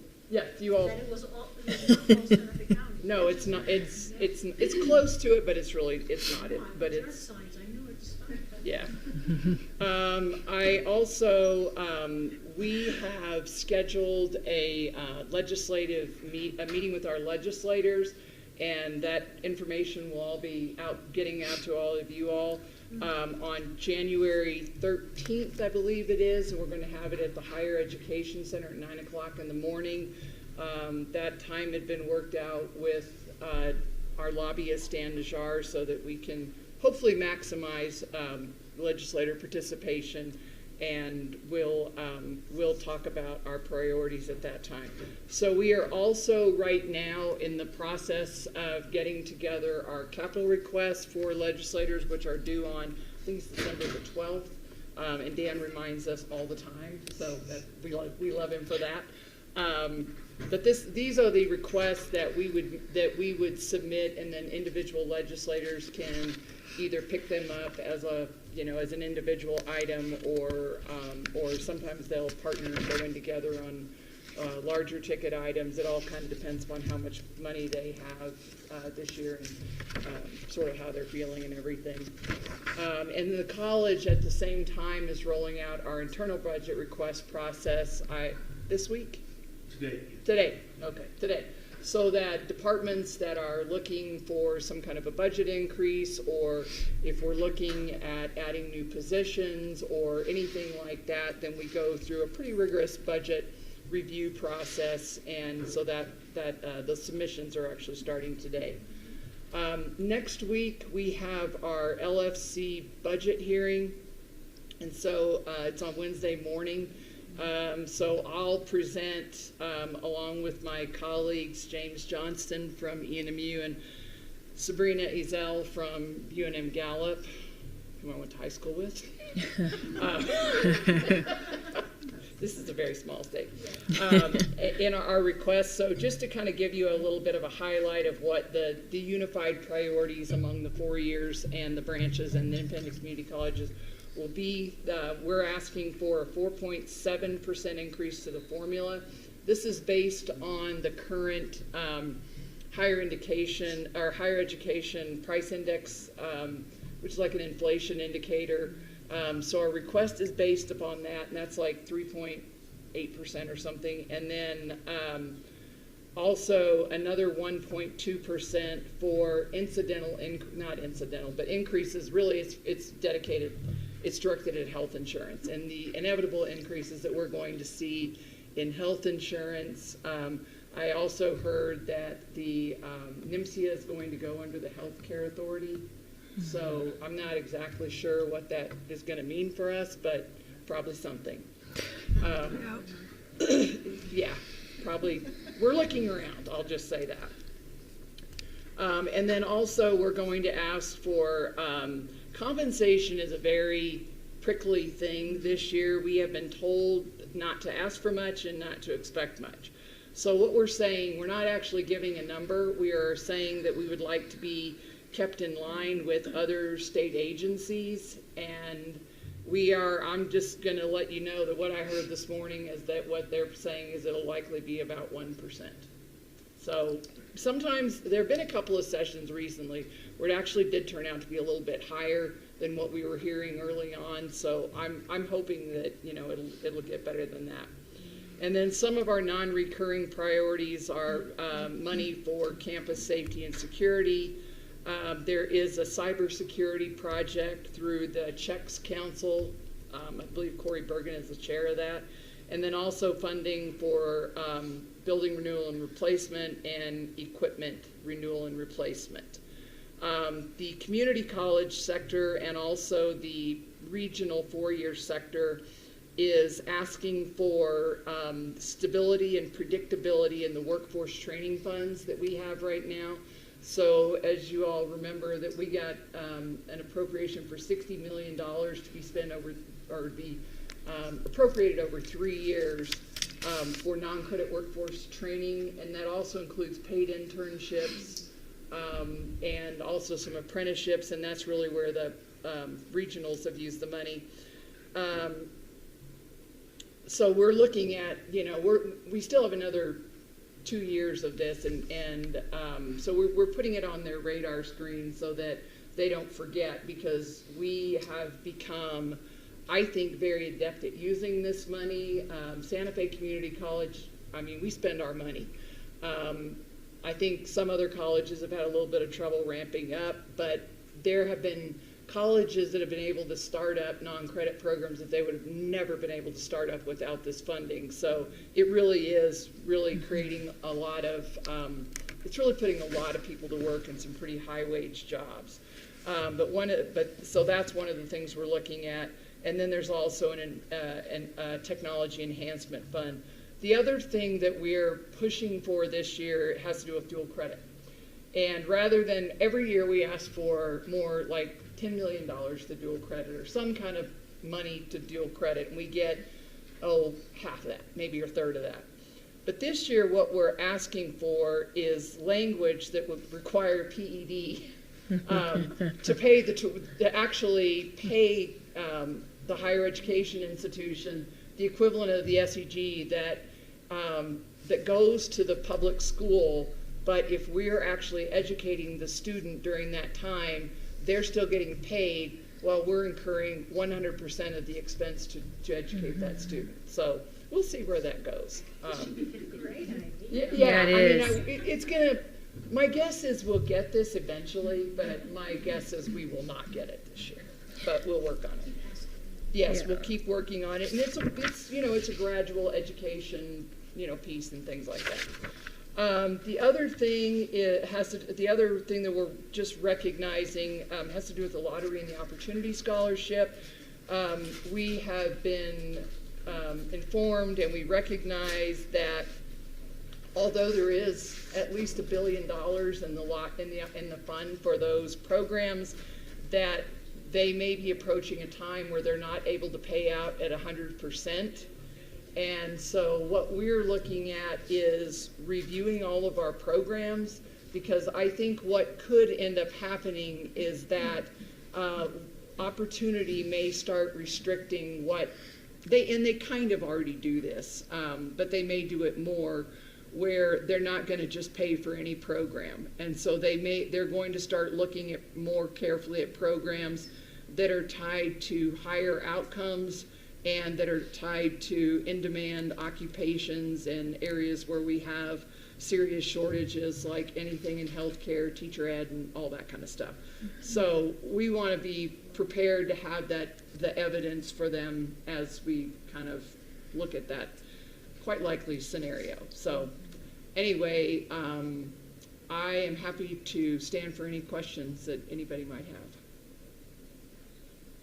So on that last point you made about picking professions or degrees, why you're thinking that because the money is going to Right, that they're going to prioritize, and so right now that there's the possibility if someone doesn't have a bachelor's degree yet that they may go in, they may pick a program that doesn't have the kind of workforce outcomes that they're prioritizing right now, because that's really where they're looking. And one of the things with the non-credit money that we're really having to drill down on, it is hard for us to find this information, is who got what job and how much money they're getting paid. And so we're working together to try to find a system. I mean, all of the community colleges to, if somebody comes up with a way where they're able to get better data, then we're all going, trying to do it. And but that's really, that's what they're looking at. So they haven't said this yet, but we want to let them know that we are proactively reviewing our programs, and we're already doing this anyway. We have this built into, it's actually even built into our policy that we will annually review our programs for enrollment and at workforce outcomes and making sure that the program leads to a sustainable wage and those kinds of things. Is this LFC? Yes. You already had the program evaluation for the non-credit. Well, the non-credits have their own, they have their own, what they're looking at is basically their outcomes in terms of how many people went to work in that sector, how many people still are employed, and how much money they're making. And it turns out that's the hard thing to find out. That when you survey people, they will tell you if they're employed, but they're not very open about how much money they're making. I think Department of Labor have other statistics. They have a lot of it, and I think we are, this one you mentioned this morning, tax and rev data. I mean, yeah, people won't tell you, but there's they file taxes, so Yes, somehow. Exactly. Somebody, So there are ways. someone knows how. It's just kind of. If they're not on furlough. Yeah. Any other questions for President Rowley from the board? Okay, thank you. Thank you. Oh. Okay. So moving on, board reports, discussion, other business. Anyone on the board have? I just had a curious something. I'd like to see if we can get a report back in the near future, early next year or something. We had, in the last union contract, there was the faculty management committee was going to be working on the faculty excellence, and wanted to get progress. How is that going? Is it, or are we finding that there's common ground? Is there?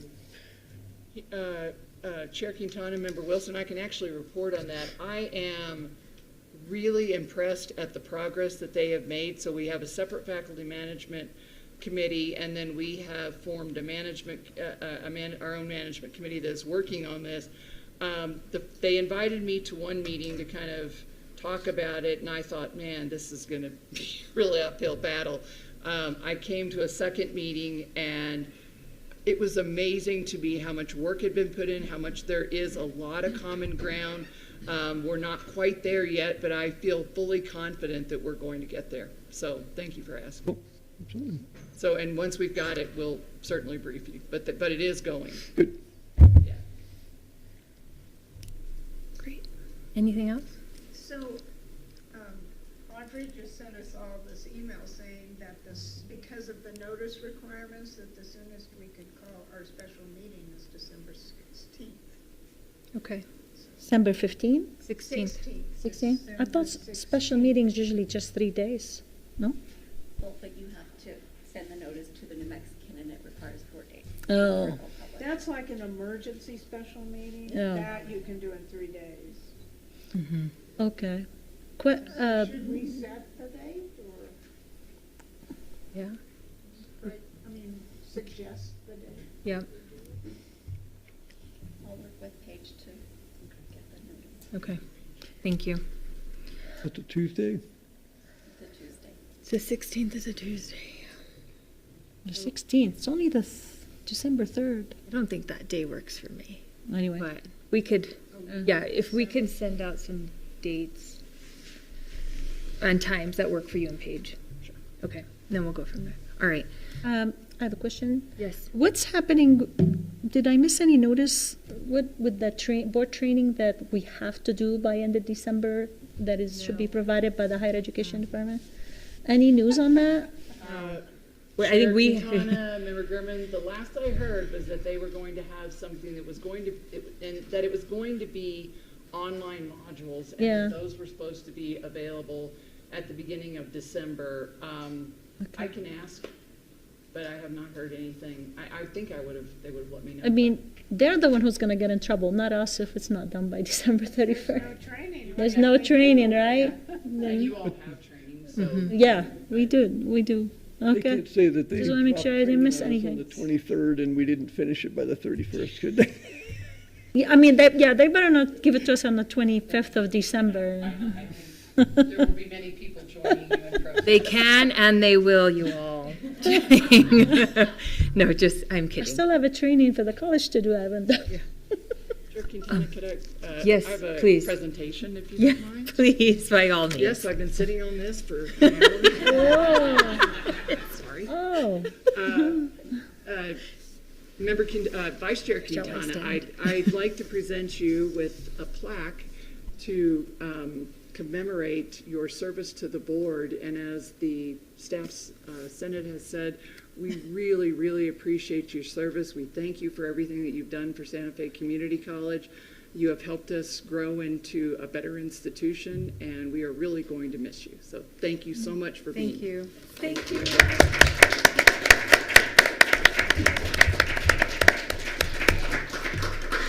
Thank you all. And I did prepare some words. I teed you up. This has been 6 years of my life that have been an incredible 6 years, but not without their challenges. So as some might remember, so Chair Pugh and I were elected at the same time in January of 2020. And I'm pretty sure our meeting was somewhere between 6 to 8 hours long. Does anyone remember this? Yeah, it was very long. So YouTube is deceiving because I went to look at the recording to see how long it actually was, and it says 2 hours, and I know that's not true. And so I think something that on that day that Chair Pugh and I realized is that eventually we would have an opportunity to maybe make some changes to how board meetings were run. And I think one thing that I am proud of over the last couple of years is that we've implemented a work session that is public for folks to come to. We don't get many guests, but just know that those are open to the public.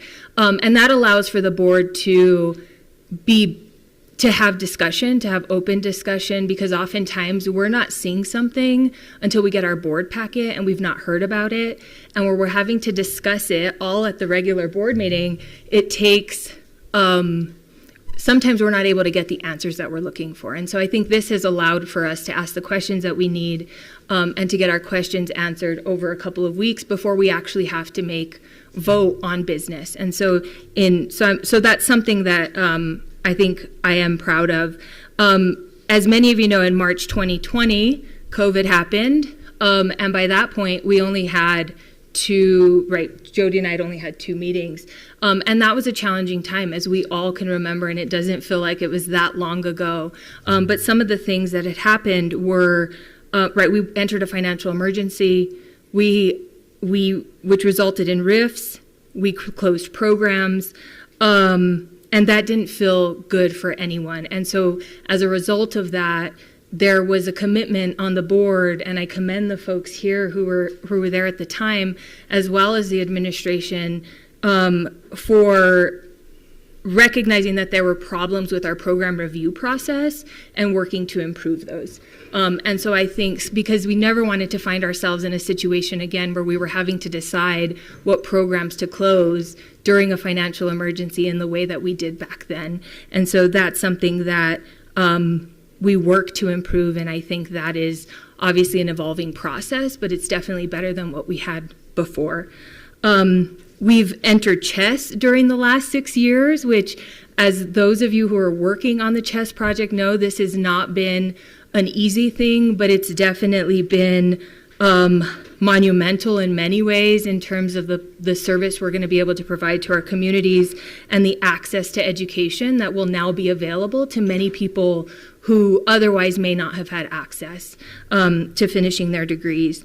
Mosaica, the nonprofit research park, is something, and I think I'm super grateful for the foresight of President Rowley and her team, as well as members of the board, because now we find ourselves in a position with this New Mexico Grow money, with Workforce Pal, where we can really respond to the needs of our business community very quickly, as well as to our community who are looking for ways in upskilling to find access to opportunities. And so I commend the college for the work with Mosaica. And the groundbreaking, I think, is a really nice example for the backlot project of something that is able to move much more quickly because we had that in place. And lastly, and certainly not least, I'm really happy that we have a paid parental leave policy. This is probably like one of the first things that came. So we are the first community college in the state to have this, and we are only the second higher ed institution in the state to offer paid parental leave.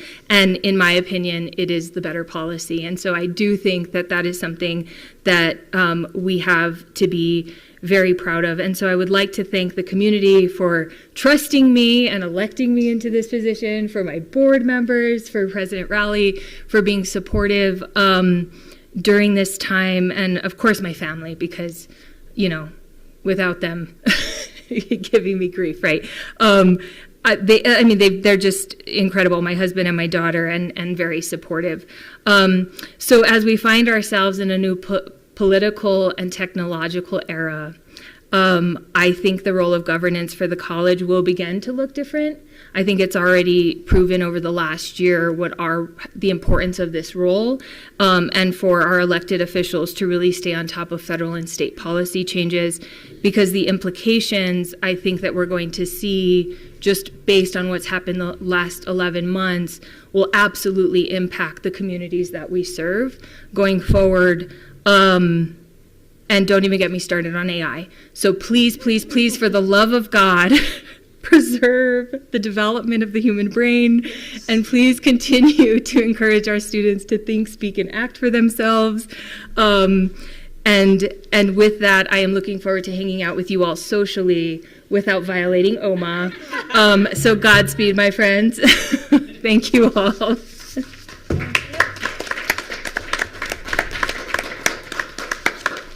And with that, I know we now have some public comments that are going to be made. And, okay. Right. Yeah, I think everybody signed the sheet if you want to speak. Yeah, and just so folks know, please sign up quickly. There will be time limits, and we do have a hard stop at 3 because the foundation board is joining us. We join them. Or we're joining them somewhere. Is she getting a free fitness center? Yes, she is. Yeah, okay. Really? So excited. And I love numbing. That reminds me, I need to. I think once you finish one term, you should just get it. It is, Please wait to be acknowledged. I'll call you up. So if you wouldn't mind going back to your seat, I think we have some folks ahead of you. No, because nobody signed. Who is, yeah, there are two sign-in sheets. Oh, okay. Let's see.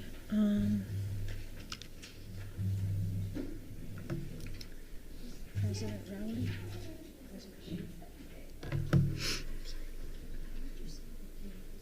Okay, John says.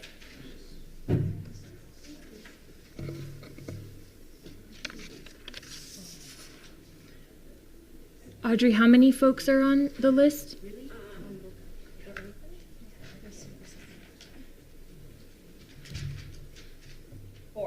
Four folks. Okay. So each person has about a minute. So if you wouldn't mind just introducing yourself and giving your comment, please. Yes, my name is John Zisk. I'm on the faculty in the Department of Biology. I teach science courses. I simply wanted to reiterate concerns that Dr. Miller had with going from 16 to 8 hours. My only comment here would be, for instance, anatomy and physiology, which is a course that has a lot of information in it by content. There's also a number of concepts, and to compress all of this material into half the time would be extremely difficult. And as Mr. Wilson pointed out, scheduling can be a real problem there too. During the summer, when when you have one course that you're teaching, it might be a little easier to schedule, although it's still a big demand on the students in terms of absorbing the material and the concepts for a course like anatomy and physiology, for example. So that was simply my 2 cents that I wanted to put in here. Thank you, Mr. Zisk.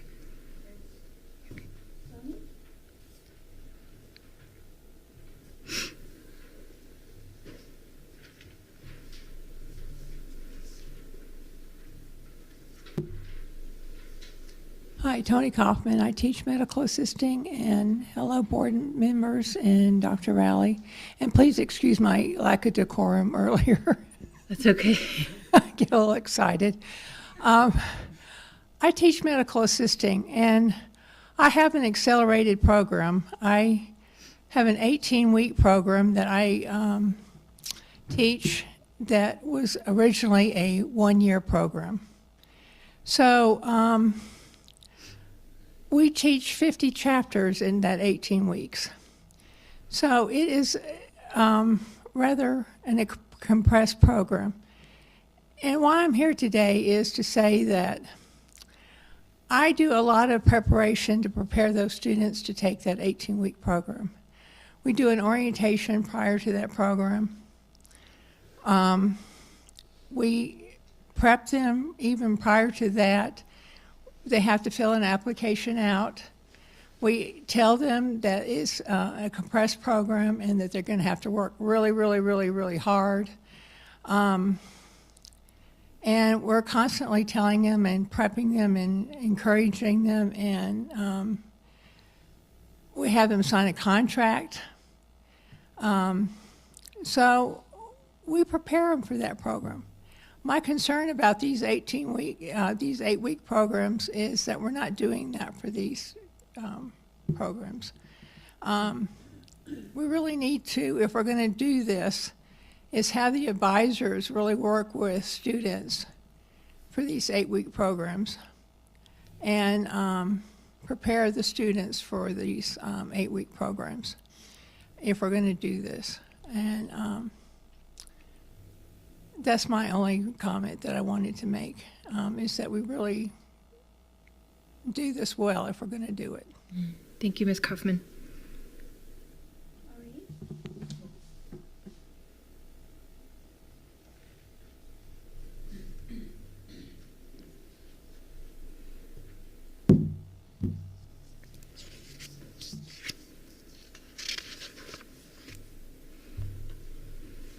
Hello. I teach in the math department, and I'm chair of the math department. I appreciate being able to make a public comment and be heard. I actually had planned to make my comment in January, but I feel compelled to respond to something that I heard earlier in this meeting. Faculty take large parts on committees. I could just, as one data point, I could tell you I'm on the Professional Development Funding Committee. I attend Faculty Senate, both of those for 7 years. I have rarely missed, I could probably count on one hand the number of meetings I've missed. I'm on Curriculum Committee. I'm on the Faculty Management Committee that was mentioned earlier. I'm on the New Mexico Task Force. That's a statewide math committee that reports to the legislature. I've been on numerous hiring committees, and I'm also currently on the Flexible Course Initiative, which is the committee run by Dr. Lopez that is connecting the, we're speaking of the 8-week class change in that committee. And implementing, changing, making a large-scale change from 16-week to 8-week classes with minimal, despite no two-way communication, I think endangers serving our students. I'm on the committee that, and I report back to the Faculty Senate and have every single Faculty Senate what has gone on in that committee. I so appreciate Dr. Lopez opening the communication, but communication that just tells someone something is different than communication that tells someone something, then gets a response, and then acts on that response. I feel like there are those 3 steps to that, and I don't feel like that has been happening. This was presented at Faculty Senate. Concerns were raised and put forth, and those were not addressed.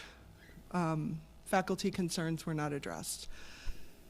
And this, I feel the same has happened in the committee. I have so appreciated getting more communication than usual on a lot of issues, learning and even having in my hands some of the future programs and how they're going to be laid out in 8 weeks, but not having faculty have input into this implementation, I think endangers our students.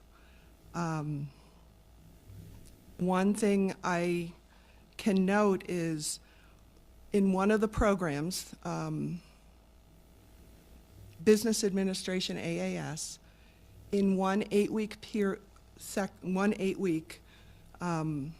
time when students will be taking classes, they are expected to be taking 9 credits, and one of them is the math class. So that has been of concern to me, to look at these 8-week plans and see where, I'm selfishly, the math department, I'm wondering where do my math classes fall. I think it would be a real challenge, and that's an understatement, I think, for students to be taking 9 credits in 8 weeks, which is really 18 credits because it's taking the 16-week compressing, taking 9 credits and having the math class be in that 8-week time. So I think, and I've just been waiting, and to Dr. Lopez's credit, as the programs have been mapped, I've been receiving those. I think that is really great. That's one-way communication. We're learning so much more, but not having input in the other direction, I think will be really create real challenges for our students. And so, just to conclude, I really question the speed and the scope of the implementation without true faculty partnership. I would ask for that partnership. Thank you. Thank you. Thank you. Thank you.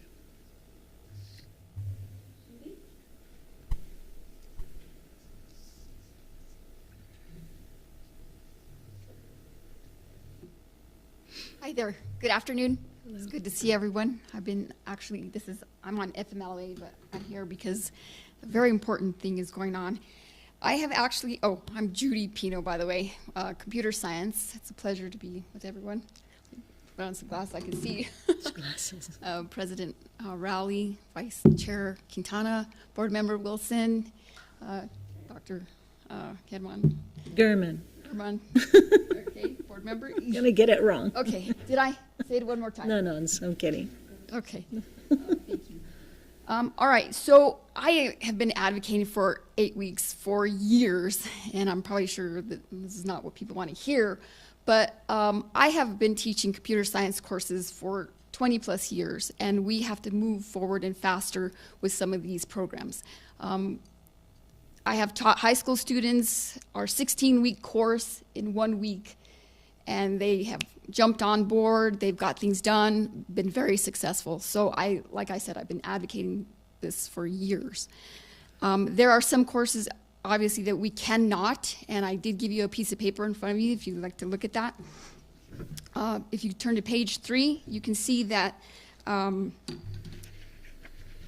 we have a course, I believe it's right here, it's CS 1260, Computer Fundamentals Java 1. That course and some of the other fundamental courses could without a doubt be offered within 8 weeks, 4 weeks, 1 week.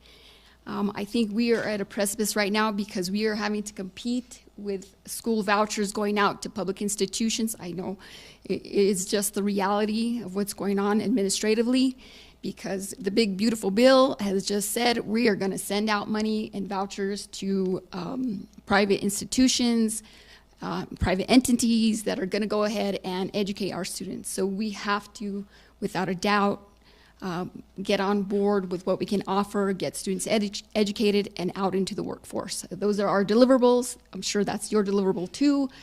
It's a legislative mandate, right?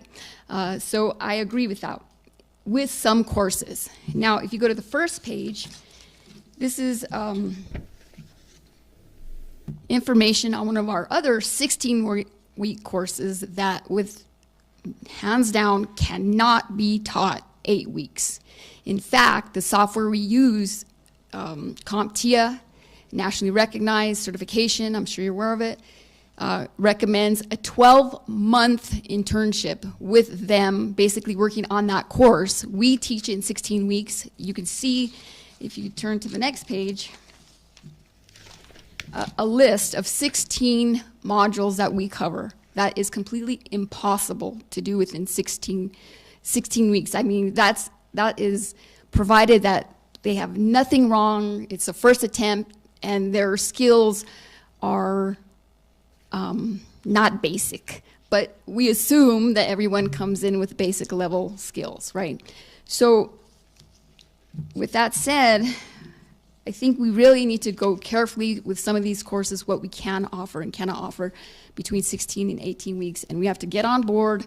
I don't see there being a problem with faculty input. I'm not a union member, so, I'm gonna get into trouble here. But I really have never seen that in the time that I've worked here, that there's been a problem. I mean, I consider myself a soldier. We're told what we have to do, and we do it, and y'all make the decision at the end of the day, right? So we just have to do what we have to do. But like I said, I just want to emphasize that some courses can and some courses cannot be taught at 16 weeks, and I'm sure we'll come to a point where we can all agree on that. Let's see. And with regard to the time put into this, on page 3, you can see I was actually calculating some of the time that is put into an additional component of this same course, the 16-week certification. This is a cybersecurity challenge, and I spent approximately 480 hours. I was calculating at $15 minimum wage at $7,200. I mean, that is in addition to committee meetings and things like that. So I think there's a huge disparity on what college service we have and what is actually faculty are doing. I mean, I think we go above and beyond what is required, without a doubt. Mm-hmm. And if you look on the last page, I'm trying to get this all done in 1 minute, so I'm skipping through a lot. I'm giving you extra time because Oh. I gave Maureen extra time. Oh, good. Okay, so then I'll slow down a little bit. Yeah, so if you could, start to wrap up if you can. Okay, so if you could look at the last page, like I said, the National Cybersecurity Challenge puts us on the map. Okay, this, like I said, this semester I'm on FMLA. I would not give this up because it keeps us on the United States, New Mexico map for offering this cybersecurity challenge. If you can see, we had actually 25 students participate. New Mexico Tech had 10, NMSU had 7. We had 39 with Clovis, I believe that's Clovis. But we are doing fabulous with this program. But again, it is time consuming. It's a semester long. There are week-long events, 3-day weekends, and nonstop, 72 hours, boom, boom, boom, boom. And the time commitment on my part is at least 480 hours. And that is not in addition to committee meetings and everything else that goes on. So I think that goes into salary. I think, and I speak on behalf of all my colleagues, we all work very hard. And everything we do is for the students. And I would not want to give this program up. And I've actually asked other faculty if they're willing to participate or take over so they can learn how to manage this cybersecurity challenge. No one wants to do it because of the time commitment, right? So anyway, I just want to mention that because I think we work very, very hard. And the salary you can see on the first page for someone with a Linux administrative certification goes from $53,000 to $233,000, and that's incredible, right? Thank you. Okay, are there any questions? No, right, thank you though. But I do want to acknowledge all the faculty for the hard work that you all do. I don't think it's lost on us that the service component of your job is it's incredible. I mean, what you're asked to do and what you do. And you do that because you love your job, and you do that because you care about our students. And so I do want, as I mentioned earlier, like I think there is some compromise that we can find here. And my hope is that everyone can find a reasonable solution that's best for our students while also not completely burning people up. So thank you all very much for your comments. And with that, our next board meeting will be a special session to figure out what we're going to do about the position that I am vacating. And then the next, in the new year, we will have a work session on January 14th and a governing board meeting on January 28th. And with that, may I get a motion to adjourn? So moved. Thank you. A second? Second? All in favor?